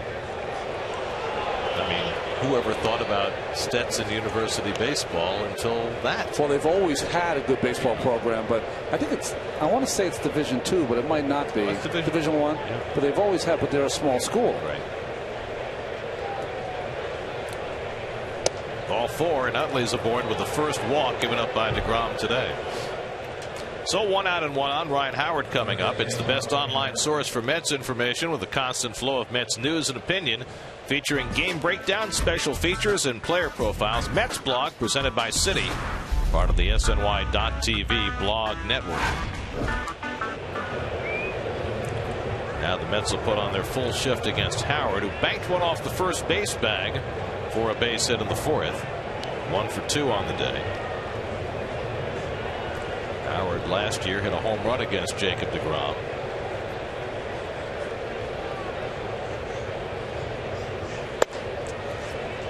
You know, it's interesting as Dan Warthen gets on the phone to get the bullpen going. deGrom has 5 shutout innings, but it's been a battle for him today. He just has never, ever been able to just get on that strike zone and stay there. Pitching from behind a lot. Howard lifts one out to left. Gadire easing back and gets to it on the warning track. Utley back to first, 2 out. So 2 out. Carlos Ruiz coming up. First, let's check in with the studio. Jonas Schwartz has a game break brought to you by Honda.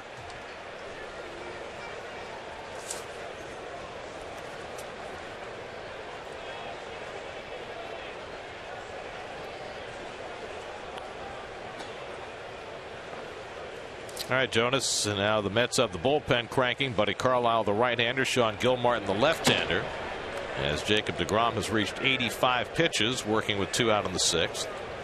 Carlos Ruiz has been up twice, flied out both times to right and to center. Utley at first and 2 down. Good pitch. And a fastball in for a strike.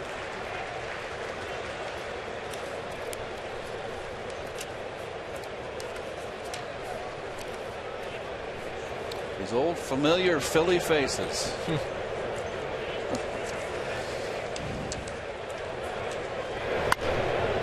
Got him on his hands. Duda coming over hoping for a play, and he's got one. Side retired. Jacob deGrom works around his first walk in the 6th inning and keeps the Phillies scoreless. Still 1-0 New York on opening day.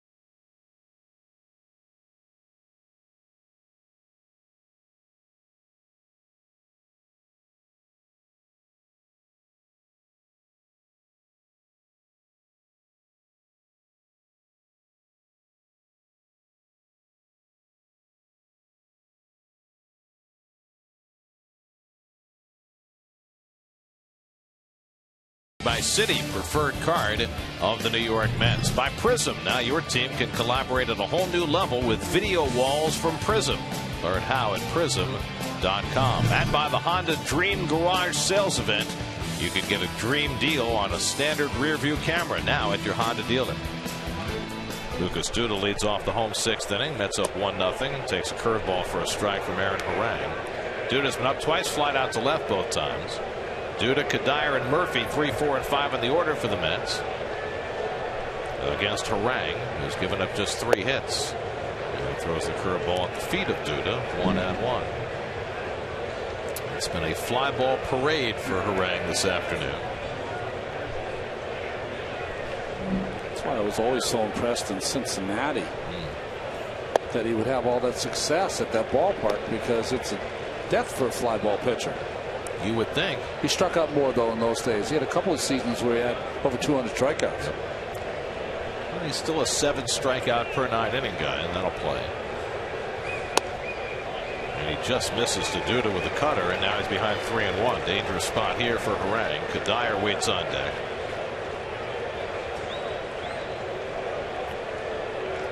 Jacob deGrom, 6 scoreless innings under his belt. Looks like he'll get the 7th. Bullpen has sat down. And Duda cracks one deep down the right field line, headed toward the Pepsi porch. That ball is foul. Tried his best to keep that up and in pitch fair, and it just hooked away. Well, know what I like about this, and you just watch the ball here go foul. Clearly foul. 3-1. He was looking middle in, something to drive. There's David's reaction.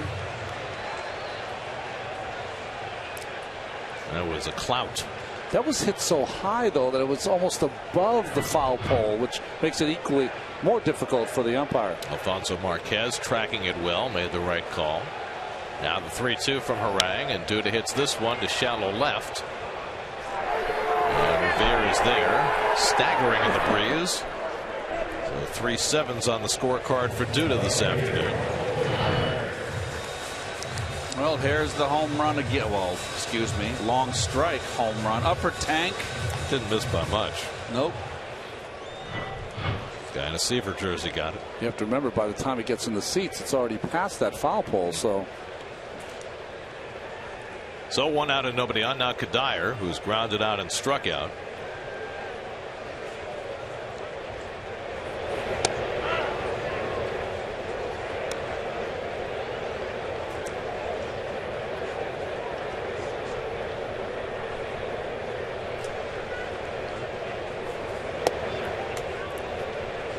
Micah Kadire being introduced to Citi Field as a home player in limited at bats. Never had much luck here as a visiting player. He was just 4 for 28 at Citi Field. Over toward the right field corner, and the wind knocks it down, but Sizemore loses it in the sun. Kadire racing for second, now on his way to third. The relay by Utley is not in time. A Sun Field triple for Michael Kadire. He's got the sunglasses on. Use the glove. A little tardy. He's lost in space. Will Robinson act out there?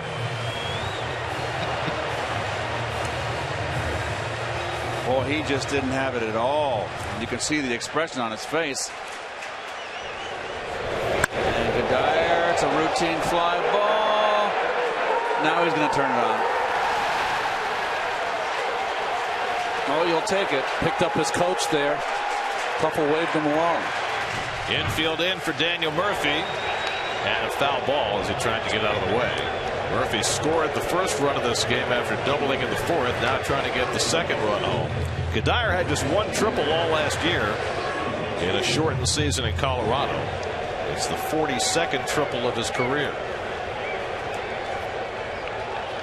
And he's now the first Met with 2 extra base hits this season. Had a home run yesterday. This one was a bit of a gift. And Murphy pops it up. Who's going to take it? Not the pitcher. Who wants it? It's the shortstop Galvis, just getting Harang out of the way at the last moment. 2 out. Good Lord, everybody was around that play. What's Harang thinking? He's surrounded. Get out of the way. He's almost too big to get out of the way. Give Galvis credit. Galvis taking command. So Murphy unable to get the run in. And it's left to Travis d'Arnaud to try and pick up Kadire with 2 out. With Harang, you're not with him, you're amongst him. 6'8", 260 pounds. He's a big dude from San Diego State. Now the infield drops back with 2 out.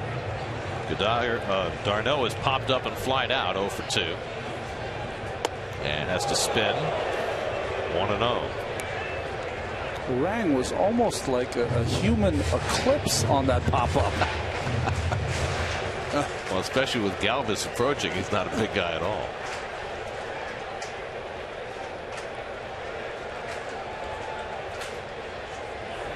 And d'Arnaud pops it up. And Harang's going to get himself out of it if somebody can find the ball. Utley, staggering, stays with it. And that retires the side. So the Mets get a gift, but can't cash in after 6, still 1-0. Goodness, put a 10 over that circus.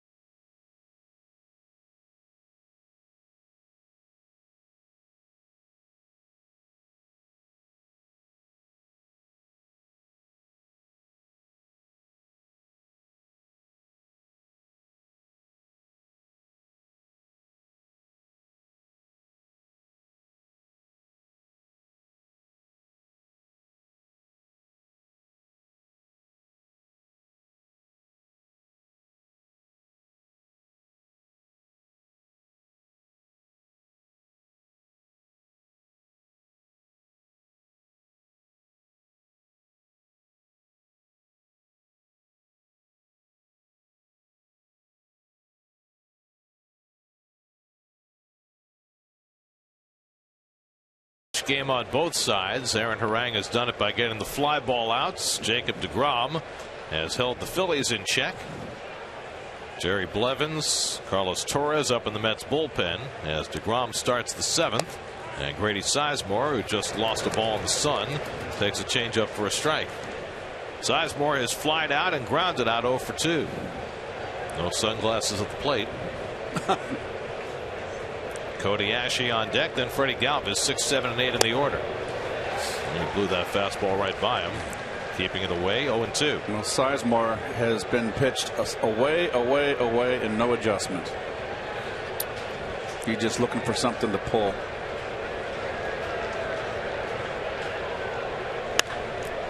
By the way, this is now, for Jacob deGrom, the 14th straight start that he's gone at least 6 innings. Now, if you think that doesn't sound like much, it's the second longest active streak in the major leagues. Only James Shields has a longer streak. He's gone 15 straight starts of at least 6 innings. Yeah, it's impressive. Today's game, John Margomez up in the Phillies bullpen. That's up close and personal. That is a vastly expanded Phillies bullpen area, the visitors bullpen, with the fences having been moved in. Better swing there by Sizemore. Yep. He's looking to lift. And this is what I love about deGrom. He comes after those hitters, boy. He's not afraid to throw that cheddar. Well, he's got to be aware of those hitters that made a mistake the half inning prior. 1-2. Bounces the slider. 2-2.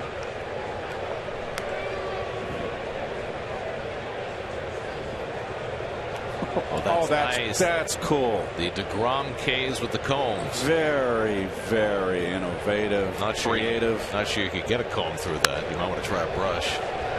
There's the blue water. That was big league. I like it. Those are nice too. Decay for deGrom. Very creative. Mets have a new electronic K board this year in the left field corner. So that's the official K corner. That was a tradition that started in '84 with the good doctor, Dr. K, Mr. Gooden. Can you imagine the fun they could have had with that? Sizemore lifts one to right center, and Lagares side saddling it. No problems with the sun. 1 out.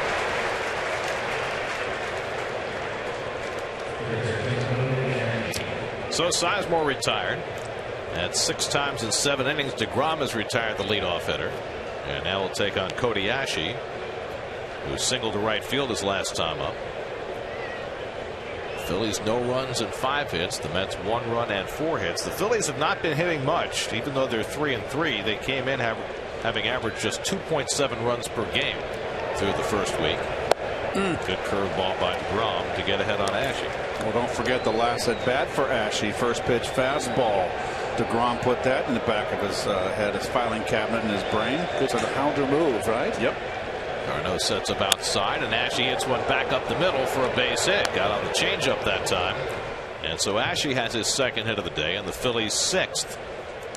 How much farther will they go with deGrom at 98 pitches? Well, this is the best I've ever seen Asche swing the bat, to tell you the truth. Agreed.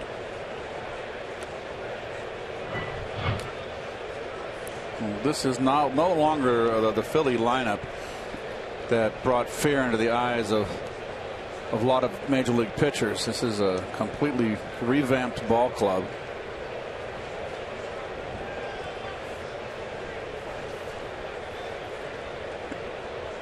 Well, here's Galvis. Pulls one toward the hole, and he's got a base hit. Asche will move up a base, and so the Phillies have 2 men aboard. Aaron Harang had come out on deck, and it looks like now in a bunting situation. Nope. He was halfway to the plate, and he's going to be called back. Has to. Thought maybe they'd send him up there to bunt. No. But they're going to switch up, and we'll see who gets the pinch hitting assignment. You might think about this, Gary, if it was nobody out and Harang's a good bunter. Leaving him in to bunt the runner over. Don't waste a bench player. But with 1 out, you got to go for it. It's going to be Cesar Hernandez, a switch hitter, coming up. So Hernandez will get the pinch hitting assignment. Hernandez was never a pinch hitter. He played every day. Well, occasionally when it's sad. I was always ready when I got a little, once in a while, got a little rest, ready to come off the pine late. Hernandez 2 for 9 to start the year, 1 for 3 as a pinch hitter. DeGrom at 99 pitches. You got Blevins, the left-hander, Torres, the right-hander, ready to go in the bullpen. And Terry Collins pops out of the dugout. And we'll see which way he wants to go. You got a switch hitter at the plate. And Terry has not yet made a call. So he might stick with DeGrom here. Let's see. Well, he's got an overload of lefties. He's done. So DeGrom is done after 6 1/3 terrific innings, and he leaves with a shutout intact.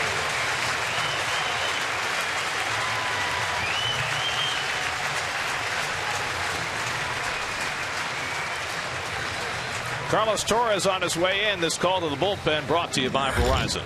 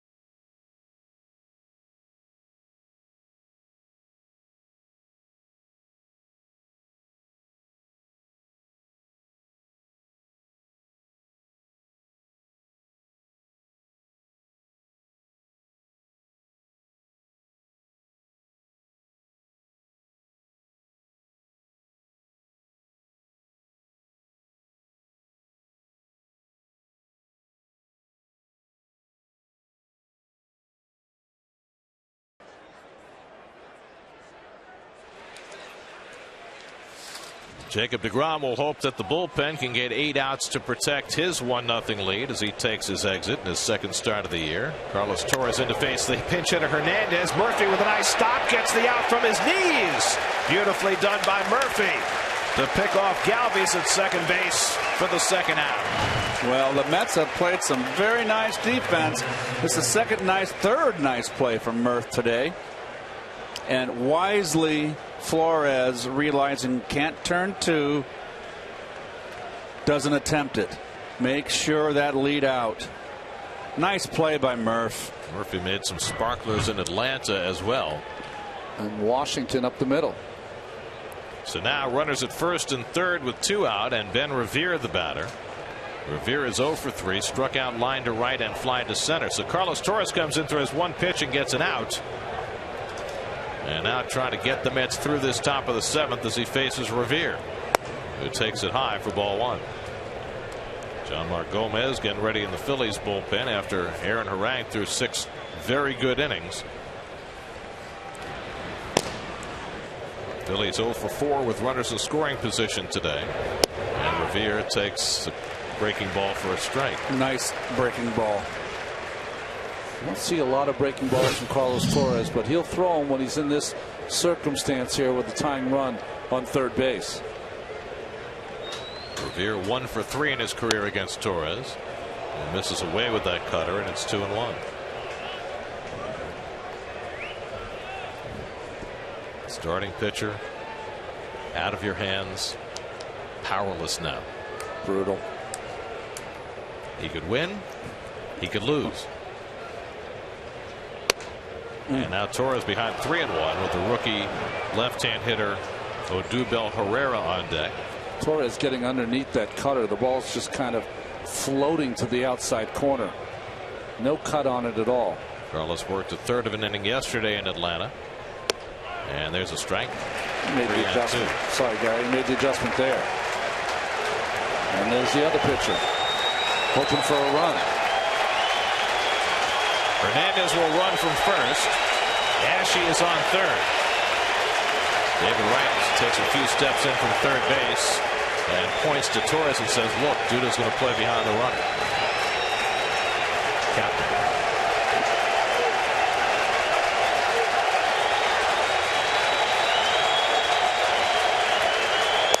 Strike three call. Carlos Torres with that natural cutter gets Revere looking. Side retired. 7th inning stretch, 1-0 Mets. Too close to take.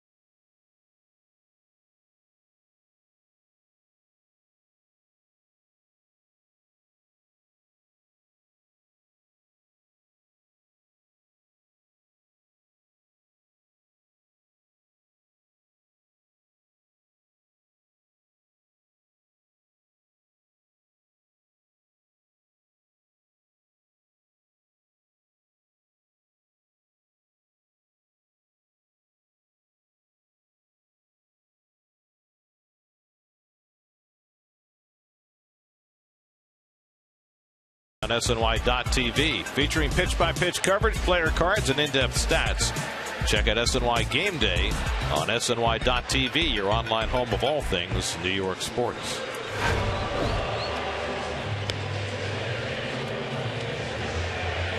You can go online at MLB.com/franchise4. Who are the 4 players who best represent the history of the Mets, and who are the 4 greatest Major League Baseball players? MLB.com/franchise4. Cast your ballots. Winners will be revealed during the All-Star Game, July 14th. Coming up tonight, Geico Sports Night. Chris Carlin, just adoring Keith's wardrobe as always. Yes, that's right. Did you like my -18, Chris? You are a master. Well, Jeanmar Gomez was with the Pittsburgh Pirates last year. Appeared in 44 games. He was their long man. 23 of those 44 appearances were 2 innings or more. Sinker ball pitcher Travis d'Arnaud catching Jacob deGrom today, and that was a successful partnership.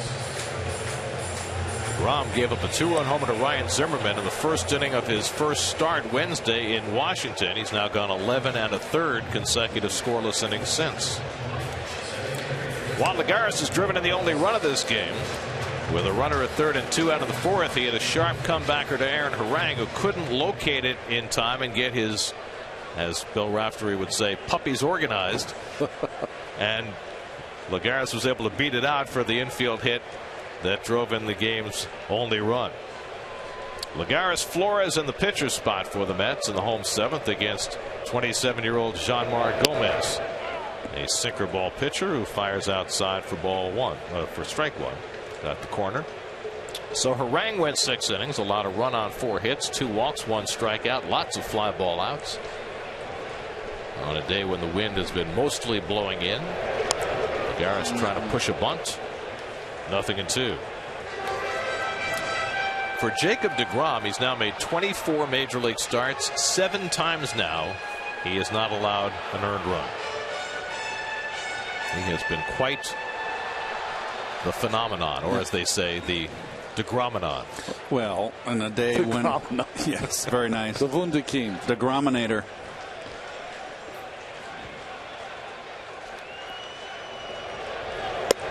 In a weird way, if Harvey's not out with the Tommy John surgery all of last season, maybe Jacob deGrom never gets his chance last year. There it is. Love it. Well, the Mets had the need in May last year when Dylan G went down with a lat injury, but you're right. If Harvey's there, that's probably never happens.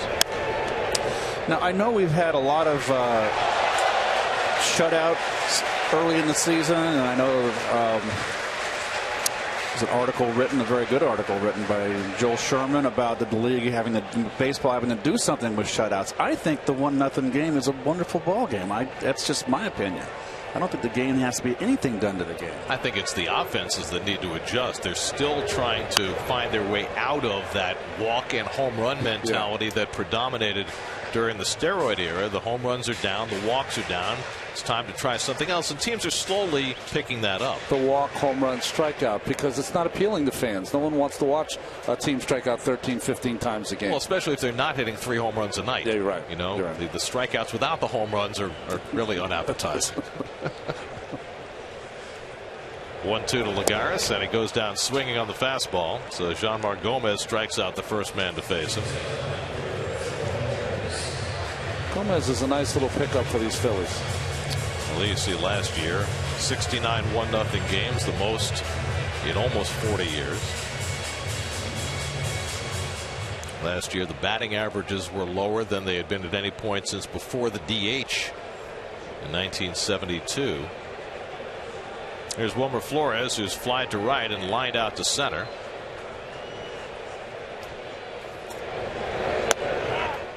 And a call strike.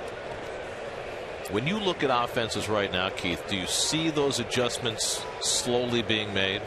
I do, but I really feel it's the ugly stain of steroids, the steroid era with all the long ball and all the pitchers afraid to throw inside. They've made the adjustment now. Pitchers are throwing more inside, Gare. The hitters have been taught for the long ball, and now they're F7, F8, F9s on your scorecard. And you're correct, Gary. The hitters have to make the adjustment. Jerry Blevins up in the bullpen. Of course, the other piece is the prevalence now of shifts, which is taken away from offense as well. And we haven't seen the hitters adjust all that much to the shift. It's not going to happen with these hitters. It's going to be the next generation of hitters. I mean, they might make a few adjustments, but they're not going to make a big adjustment. Nieuwenhuis on deck, because I think they have been taught a certain way. It's the kids that are 10, 11, 12, 13, 14, 15. How are they being taught? Are they being taught that groove swing, hit the ball out of the ballpark, or are they being taught to hit the ball to all fields? To the backstop, and 3-1 to Flores. Jeanmar Gomez started out with the Cleveland Indians. Productive for the Pirates last year, signed as a free agent with the Phillies. Better 2 years ago with Pittsburgh than he was last year, when his whip went all the way up to 1.5, which is not where he wanted to be. The year before it was 1.1. Walks and hits per 9 innings. Per innings pitched, I should say. Flores laces one to left for a base hit. Revere gets over to cut it off. And he'll hold Flores to a single. So Wilmer Flores with a 1-out hit. It's been a better day for Wilmer at the plate. fastball right down the pipe and up. Flores is a nice little high ball hitter. I think Flores likes the ball middle in, and so that's a good pitch, beautiful swing. Remember the last time he was up, he hit a breaking ball on the nose to center field. A base hit in the gap yesterday for a double. So maybe things turning a little bit for Wilmer. Kirk Neuenhuis announced as the pinch hitter. Bob McClure, the pitching coach, goes out to the mound to talk to Gomez. Gomez is a ground ball pitcher in a double play situation. Well, Flores is at 2 line drives today, so that's a very encouraging sign. Bob McClure, of course, grew up with Bob in Pacifica, California, just south of San Francisco, in the beach town. We played Little League together and against each other. All right, who was the better player in Little League? The 8-year-old, I was 8, he was 9. He's a year older than me. We were both left-handers. He was the ace. I was the number 2 pitcher. He pitched the championship game. I didn't. How about with the bat? I was a better hitter than Bob. Bob could always pitch. He always had that great pickoff movement, even in high school. Now at the end of his career, he dropped down and became more of a sidearmer. But back in those days, was he over the top? Over the top, and he always had the big curveball too. Here's Neuenhuis. Looking for his first hit of the season. Very nice that you were rating pitchers when you're 8 and 9 years old. They would never allow that now. He had such a good hook that you just didn't see that in high school, and his move was off the charts.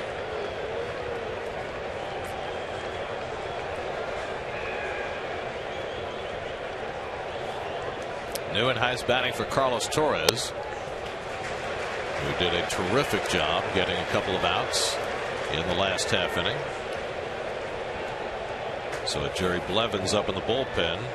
You got Utley and Howard due up in that 8th inning. In fact, with Herrera leading off, 3 left-hand hitters in a row. Neuenhuis takes a cut. 2-1. Neuenhuis had a really good spring, a hot start in spring, and then tapered off a little in the end. And it's going to be not easy for Kirk. It's a tough to be off the bench and pinch hitting. You've really got to take a lot of extra BP. It's the toughest job in the game.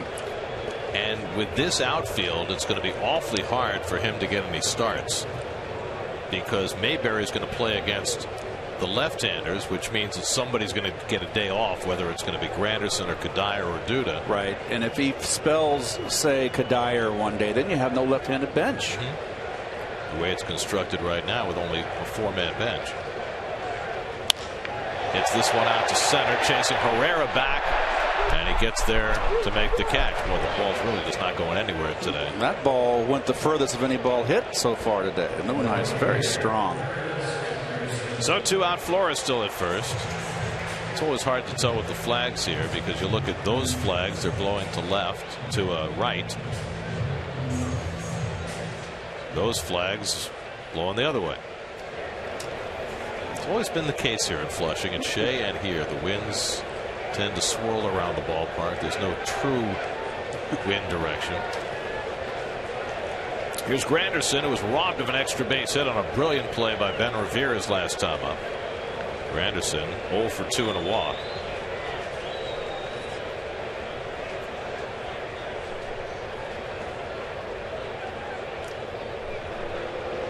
It's not the first ball that Curtis has hit hard this year, and yet he's 1 for 18 to start the season. And he hit what, 450 something for spring, or 419? Had a terrific spring. Phillies have been overshifting against him all day. First team to do that this year.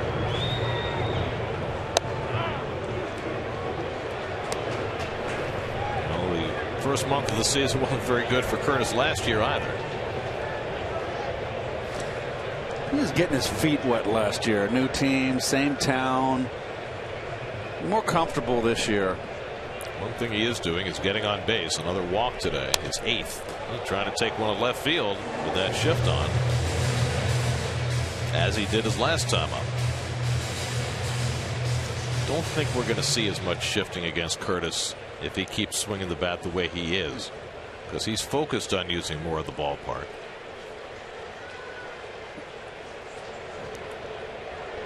Jeanmar Gomez working in back of Aaron Harang, who went the first 6 for the Phillies. Whoa. Mets are going to miss Cole Hamels in this series. Hamels pitched over the weekend. And behind Hamels, the Phillies have a very spotty rotation. Mets will see David Buchanan tomorrow, Jerome Williams on Wednesday. Sean O'Sullivan right now is their 5th starter, although they're waiting for Chad Billingsley, who's been out for 2 years, to come back from multiple elbow surgeries. Should be back in a few weeks. Granderson again goes the other way and fouls it off. Billingsley is really a wild card because you just don't know what you're going to get from him. O'Sullivan for the moment is holding down his spot. 2.46 earned run average from Mr. Hamels and goes 9-9. Of course, the other guy who's missing is Cliff Lee, who might miss the whole season with more elbow problems. He's trying to rehab it and not get it operated on. Knocked down by Ruiz. Good stop. Well, Ruiz has always been a very fine defensive catcher. Very fundamentally sound behind the plate. Look at that. Beautiful. Well done.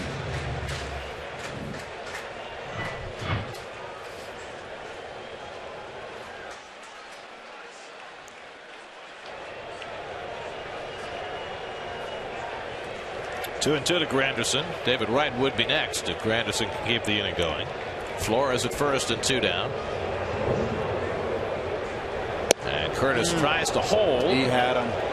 And he stopped it in time. It's like, what are you looking at? Who's behind the plate here? Tom Hallion, the crew chief. He missed this call. This has got all the plate in the world right down the pipe, and it wasn't high. That's strike 3. I'm sorry. And he might have gone around. Still in there. So Granderson maybe getting a double break. Flores will be off and running with the pitch. 3-2 to Granderson. And he walked him. That was clearly out of the strike zone, and he clearly didn't swing. So, second time that Granderson's walked in this game. That's 9 now in the first 7 games for Curtis. And David Wright will come up with 2 men on. Well, here's the at-bats right here. 1-0 ball game. No one up in the Philly bullpen, and this is the big 2-out RBI right here. We've been talking about how David hasn't come up in this part of the order with people on base. He's only had 1 at-bat this year with a runner in scoring position. This will be his second. Flores at second, Granderson at first. Wright today 1 for 2 and a walk and a base hit back in the 3rd.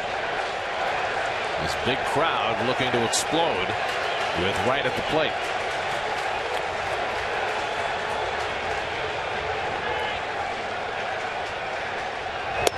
And David lays off that inside fastball. Ball 1. David hit an opening day home run at Citi Field last year.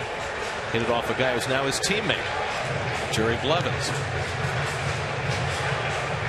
And he does some housekeeping. Yes, he does. He can do it all. That's maybe some Doritos right there, or Cracker Jacks.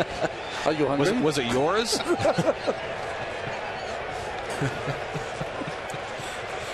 Keith is at an active snacking day.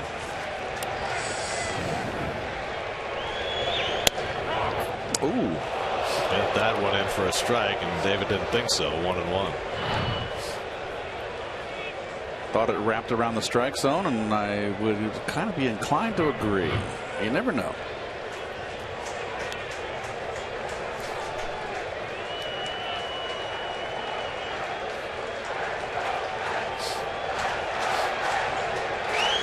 Two on and 2 out, 7th inning. David fouls off the slider, 1-2. He took a rip on that one, a home run rip. And this is what I just like to see. Instead of the big home run swing, the base hit right here breaks the game open. A double makes it 3-1. Sitting on that breaking ball, if you are, or sitting out over the outside part of the plate, drive that line drive into right center field. Right, 0 for 3 in his career against Gomez.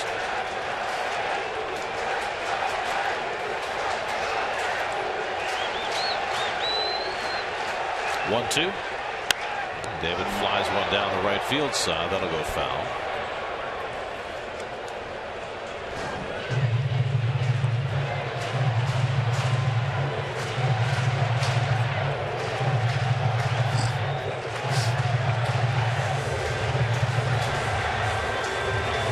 Gotta Believe is still around. Well, the papers and the plastic are congregating near the ball boy. That gives you an idea of which way the wind's blowing. Everything's been blowing from left toward right.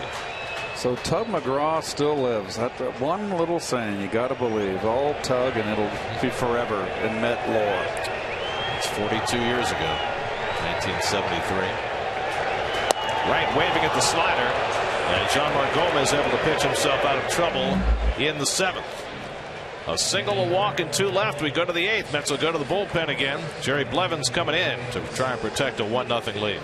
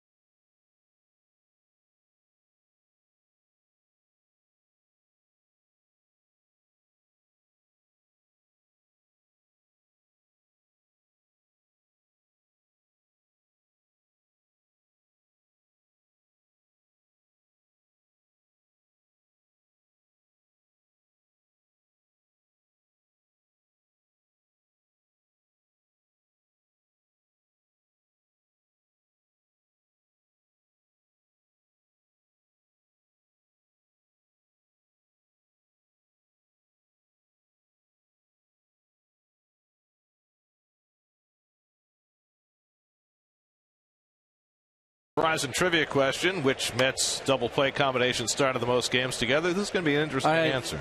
That was the first one we guessed. I was going to say that we can't take credit for it because we guessed almost every single combination. That's true. That was the first one. Rafael Montero up in the Mets bullpen, but it's Jerry Blevins who's going to start the 8th inning with 3 left-hand hitters due up.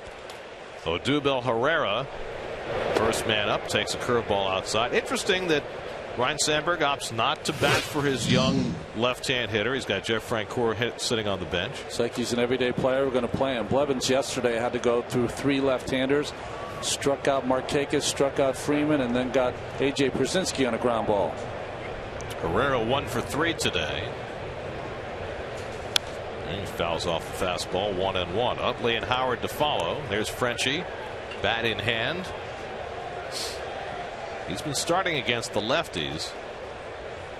Mets will throw Jonathan Neese on Wednesday night, so Francoeur will probably start that game. They're waiting for Dominic Brown to come back. Brown is on the disabled list with an Achilles injury, and so Sizemore and Francoeur have been platooning in right field.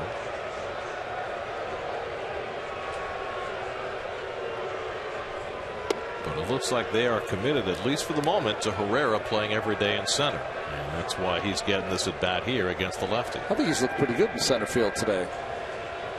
Rivera's looked good in left field. Yeah. He's made all the plays. Made a spectacular diving catch.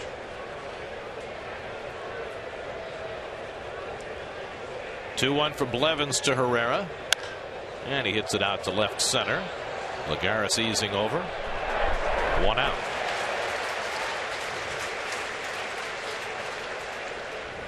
So Blevins gets his first left-hand hitter out. Now he'll take on Chase Utley, who's over 2 and a walk today. Now the Phillies have 7 left-hand hitters in the lineup today. So The 3 left-handers in the bullpen for the Metsies, they're going to get a lot of work this series.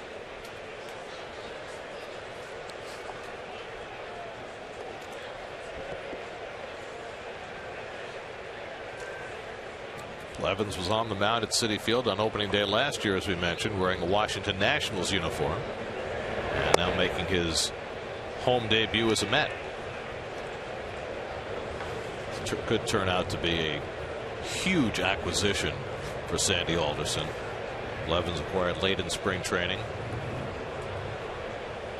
when the Mets appeared to have a dearth of left-hand pitching. And it's been a bonus that Sean Gilmartin, the Rule 5 pick, who was kind of shaky early in spring, has looked great early this season as well. And if Alex Torres can kick it in gear, that would give them a nice trio of lefties. 1-1 to Utley, and the curveball pulled down to first. Duda will take it himself. 2 out.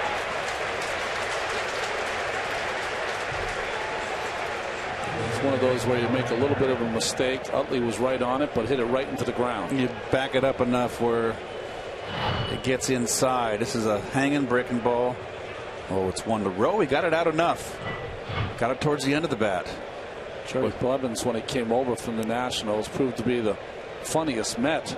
Right away, he said that I saw the uniforms and that their pinstripes are very thinning, which is very bad for me because he's like a beanpole out there. So now the dangerous Ryan Howard, 1 for 3 today. Flied one to the warning track and left his last time up.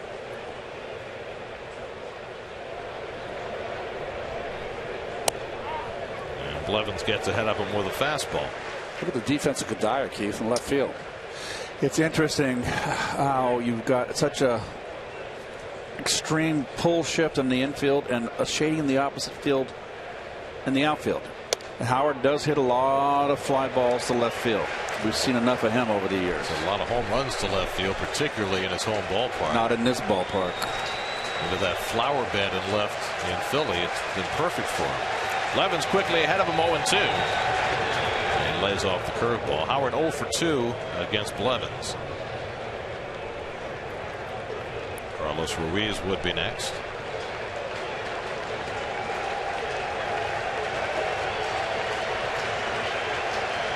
One, 2. Curveball, and again he lays off. 2-2.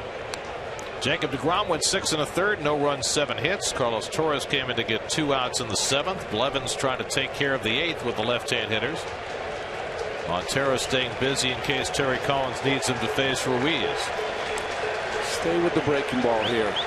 Only pitch that he can really handle, I think, is that fastball away off Blevins.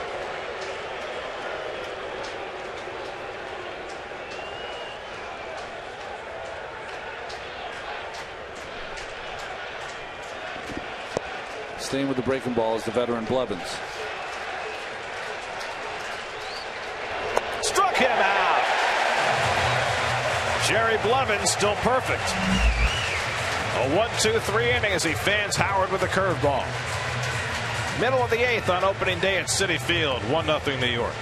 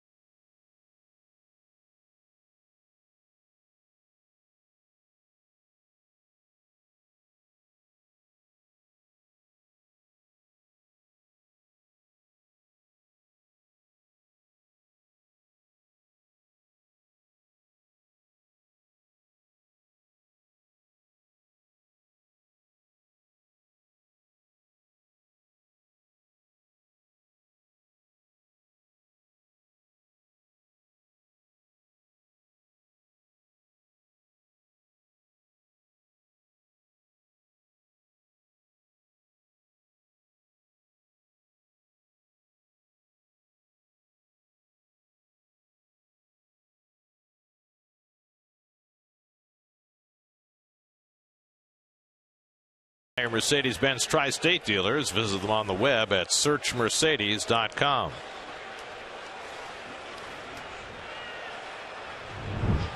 Lucas Duda leads off the home 8th inning with the Mets looking for insurance, leading 1-0.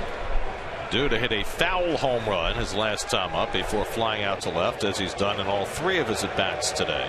He's had 2 career at-bats against Jean-Marc Gomez, and one of those 2 resulted in a home run. Duda, Kadire, and Murphy, 3, 4, and 5 in the order for the Mets in the bottom of the 8th. And Gomez picks off the corner, 1-1. In the 9th, the Phillies are due to send up Ruiz, Sizemore, and Ashe. And Jeurys Familia getting ready for that trio, looking for a save chance for the 2nd day in a row. 2-1 to Duda. Gomez came on, gave up a hit and a walk in the 7th, but struck out David Wright to get himself out of it after Aaron Harang went the first 6. There's Familia, who saved the game in Atlanta yesterday, getting a fly ball from Phil Goslin to end it.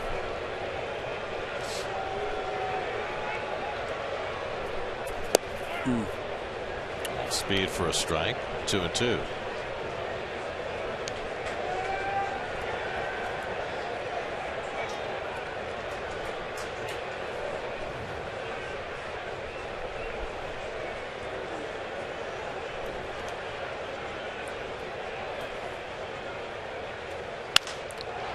Duda trying to take one the other way, fouls it off, and broke his bat in the process. Tomorrow night, Matt Harvey takes the mound for the Mets. Tuesday Night Baseball, presented by Verizon. Our coverage begins tomorrow at 6, right here on SNY. You think there might be a little electricity in the ballpark tomorrow night when the Dark Knight takes the mound at Citi Field for the first time in 2 years? You mean Matt Harvey? That guy. He's got it on his bats now. Did you see that on the knob? It says Dark Knight. Really? Goodness. 2-2 to Duda. Again trying to go the other way. Well, they sold a lot of standing room today because we just set a new Citi Field attendance record, 43,947.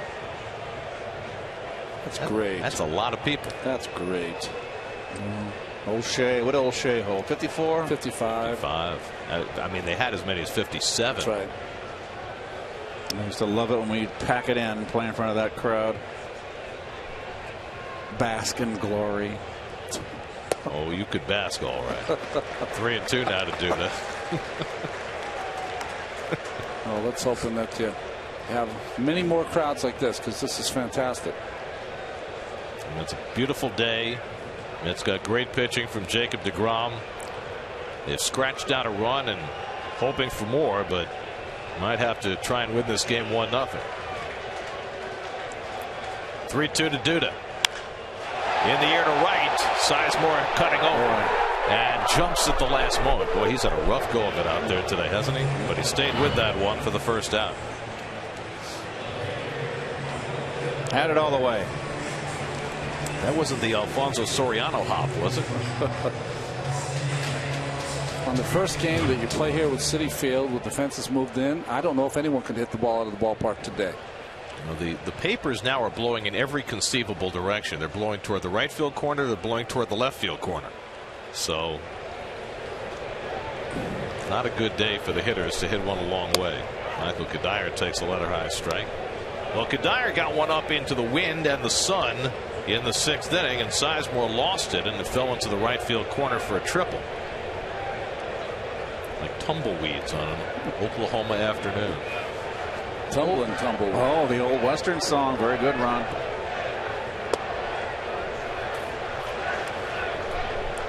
Kadire 1 for 3 on the day with that triple.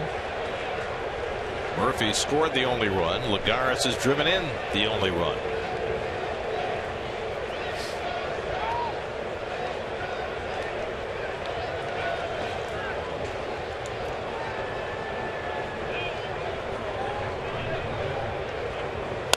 Up the middle, and Kadire's got his second hit of the day.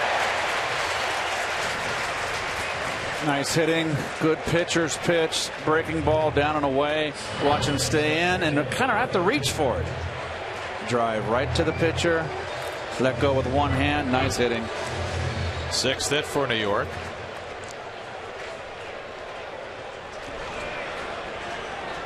Dustin McGowan, the former Toronto Blue Jay, up in the Phillies bullpen. Here's Murphy, who doubled into right field back in the 4th. 1 for 3 on the day.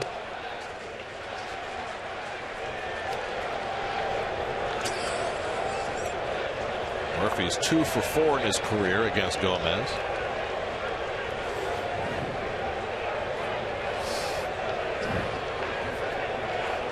Plastic bag floating by Gomez.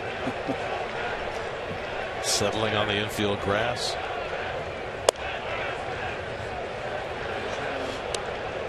You know, you see pictures of old-time games, and they never clean the stuff off the field. If you watch the old film of Bobby Thompson's home run, the field is littered with papers.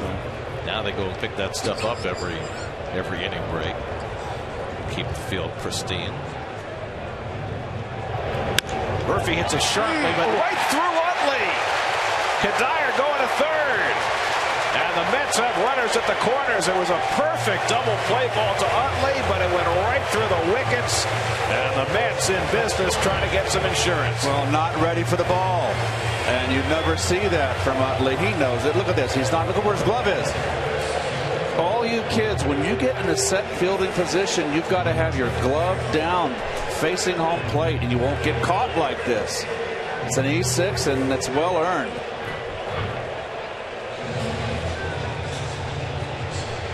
Four, excuse me. I'm getting. Thanks, guys. It's all right. So now runners at the corners with 1 out. Travis d'Arnaud will try and get the run in. By the way, we showed that Mookie Betts catch before. Mookie just hit a home run. 4-0 Red Sox in their home opener. By the way, they had Tom Brady walk in from the Green Monster holding the Lombardi Trophy. How good is that? That's not great if you're a Jets fan, but not bad if you're a New England. Hand off the football to your big halfback, for crying out loud. Yeah, I got you. Infield comes in halfway with d'Arnaud at the plate. Not quite sure I understand that. d'Arnaud's not all that fast. He's a guy who can certainly double up. That is a double play depth that is as shallow as I've ever seen. I think they're giving themselves an option of coming home with it. 1st and 3rd, 1 out. And Gomez misses low and away. I think it's one of those defenses where it's a step in or so, just in case the ball's hit softly. Utley or Galvis can come home to try to get Kadire. Got a fairly slow runner at 3rd and Kadire. McGowan continues to loosen. Nope. Gomez should be out of this inning. He got the double play ball, but it went right through Utley for an error. Mets have been good at taking advantage of errors in this early season. And d'Arnaud screws himself into the ground. 1-1. Right down the pipe.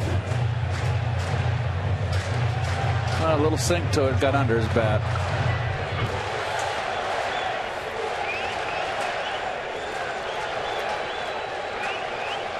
Kadire at 3rd, Murphy at 1st, and 1 out.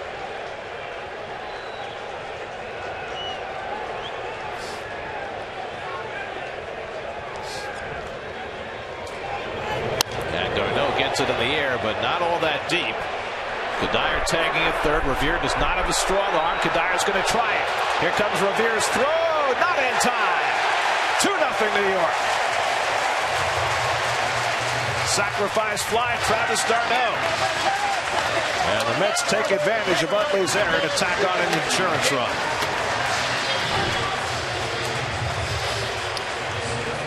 Breaking ball hanging. Got a little out in front. Revere, not a great arm, as you can see, throws the rainbow, and Murphy, realizing very alertly, routine fly ball. Get back to the bag. Nicely done. Throws the rainbow in. I can see it's over the cutoff man's head. I'm going to second base. Well done.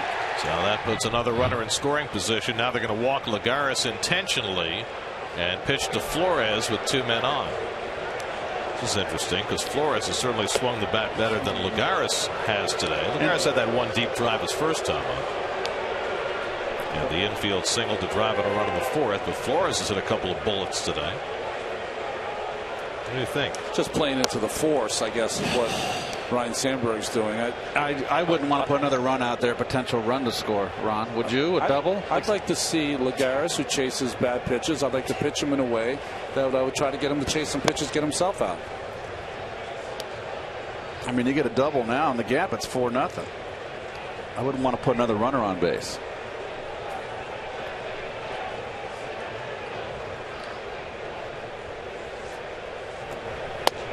So there's ball 4. Lagares becomes the second Met to be intentionally walked this season. The other one, Ruben Tejada. Ruben can get those intentional walks in front of the pitcher. It was yesterday, right before Murphy hit the go-ahead sacrifice fly in Atlanta. Well, John Mayberry has gone on deck to pinch hit in case Flores keeps the inning going.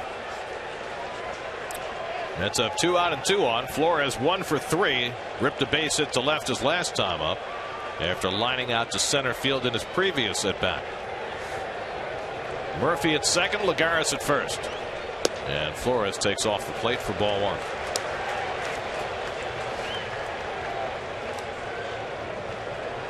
Let's have a run home here in the 8th inning.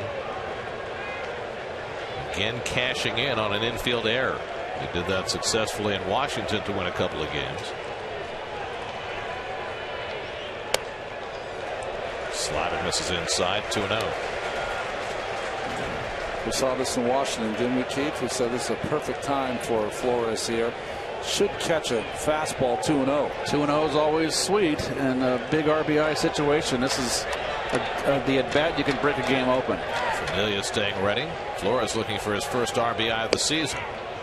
And he takes a strike from a 2-0 slider. Countered by Gomez. Good pitch. You know, this is one of those times that Familia out there, it's been a long inning, Gary. You know, you got to really watch your P's and Q's out there. Don't throw too many pitches. 2-1 to Flores. And Wilmer takes inside, 3-1. They got a bopper on deck, and John Mayberry, the former Philly, boy, would he love to put one out against his old team. So a good spot here for Flores. Murphy at second, Lagares at first. 2 down in the 8th. And Flores loops one, shallow center. Herrera's there. And that ends the inning. Mets settle for an unearned run to give Familia some insurance heading to the 9th, up 2-0.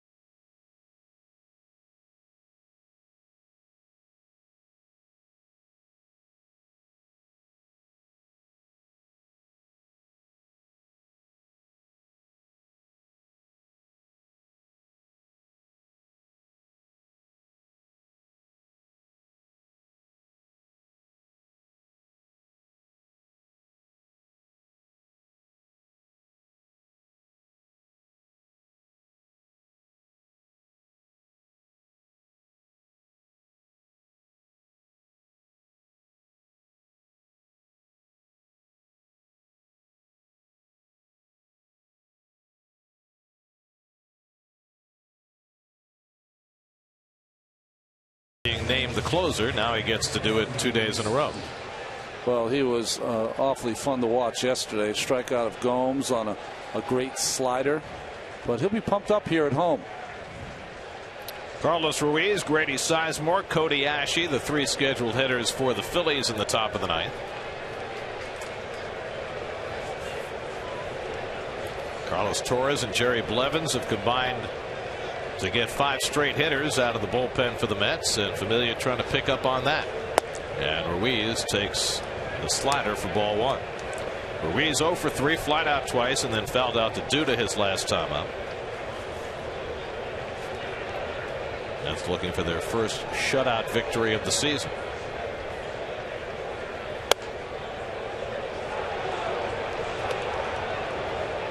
A combined shutout. In their previous 53 home openers, the Mets have 9 shutouts. The last 2 have both been by 1-0 scores. In 1998 in 14 innings against the Phillies, and in 2012 against the Braves. 2-1 to Ruiz. The one in 98 I remember well because it was 87 degrees at game time. Oh, wow. About 50 at the end. Alberto Castillo won it with a 14th inning hit.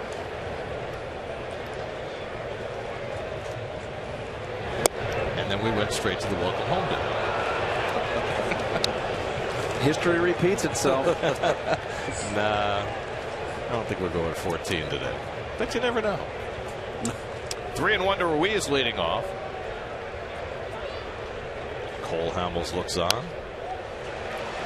96-mile-an-hour sinker fouled off. Ruiz with a Ruthian swing there, trying to tie this game up. Well, he can't tie the game up. Sorry, extra run there.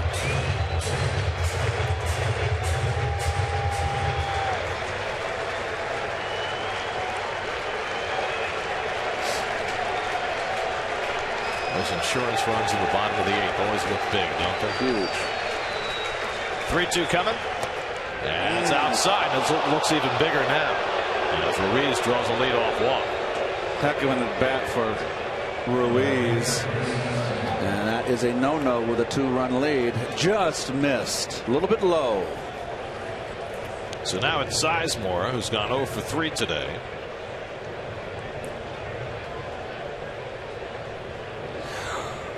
So you got left-hand hitters now against Familia. Sizemore and then Ashe. And then the switch hitter Galvis.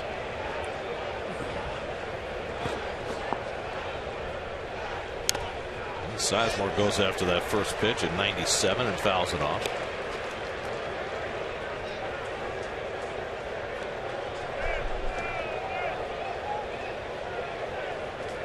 Ashe's really swung the bat well today. Waiting on deck.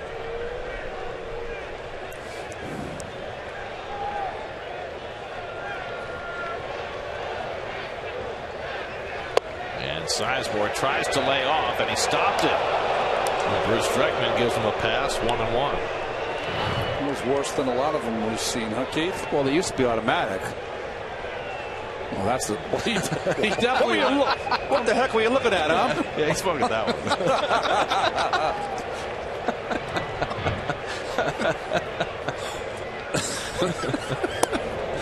That's below the knees. So they're laying off the sinking fastball and getting some calls, and now it's 2-1, and Familia a little bit famished, and he goes behind the mound. And David Wright's going to come over and calm him down because Familia's a little bit upset about a couple of these calls.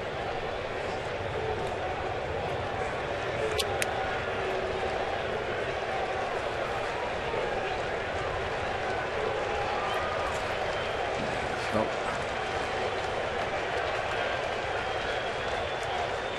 2-1 to Sizemore. Down to first. Duda gets the out at second. Flores to first. Double play. 3-6-1. 2 out and nobody on. Lucas, very good footwork. He showed this all last year.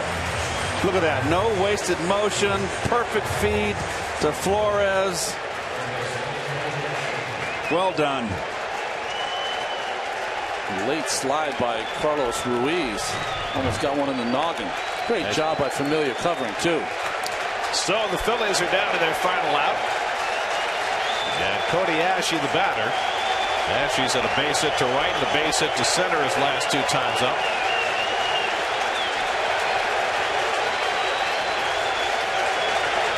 And Familia, who has a tendency to do that at times, spikes one to the backstop.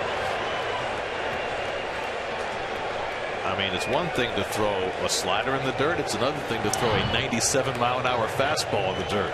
But I think in some ways it's a little unsettling for everyone, including the hitter, when someone does that. It's the most important guy to be unsettled is the hitter. It's like, what's this guy doing?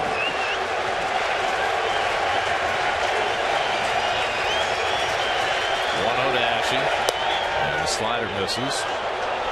2-0. A 2-0 lead. You just have to go after this guy. Just pump that sinker in, keep it down.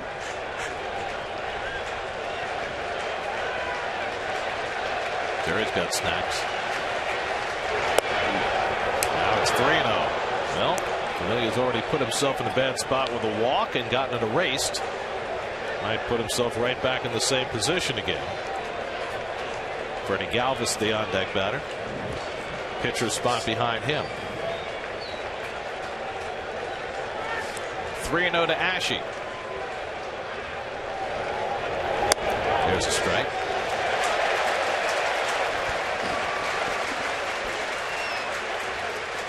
Darren Ruff with a bat in his hands.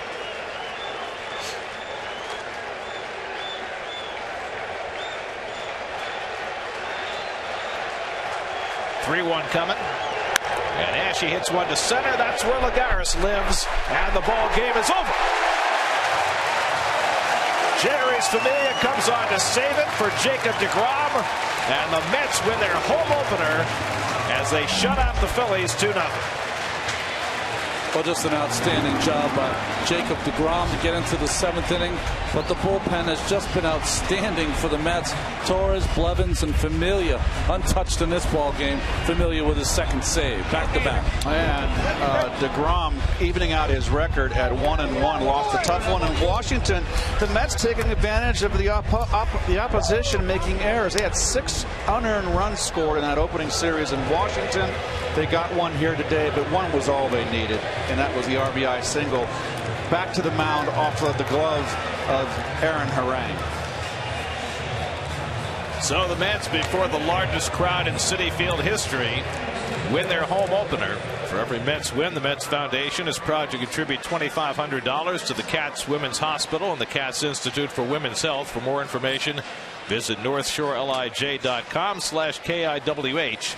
This win brings the total contribution so far this season to $10,000.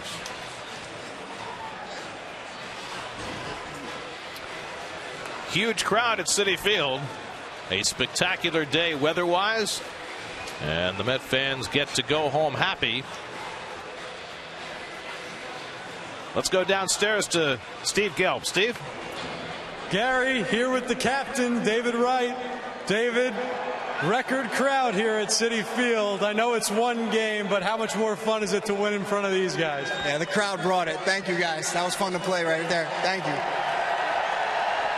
What about your starting pitcher today? How difficult a spot is that to come in home opener and continue to pitch the way that he does? Amazing. That's why he's the Rookie of the Year. He went out through strikes, pitched deep in the game, and our bullpen came in and shut the door. Just an amazing job. What about that bullpen? How impressed have you been with how quickly the question mark has seemingly come together? Well, we got a long way to go, but those guys are throwing the ball great. It really takes a lot of the pressure off the offense when you can go up there, score 1, 2, 3 runs, and win a game. You know, these are the games we've got to win. We won today and got a great pitching performance, that's for sure. David, thanks so much. Thank you. Gary? Okay, Steve. Thanks, David.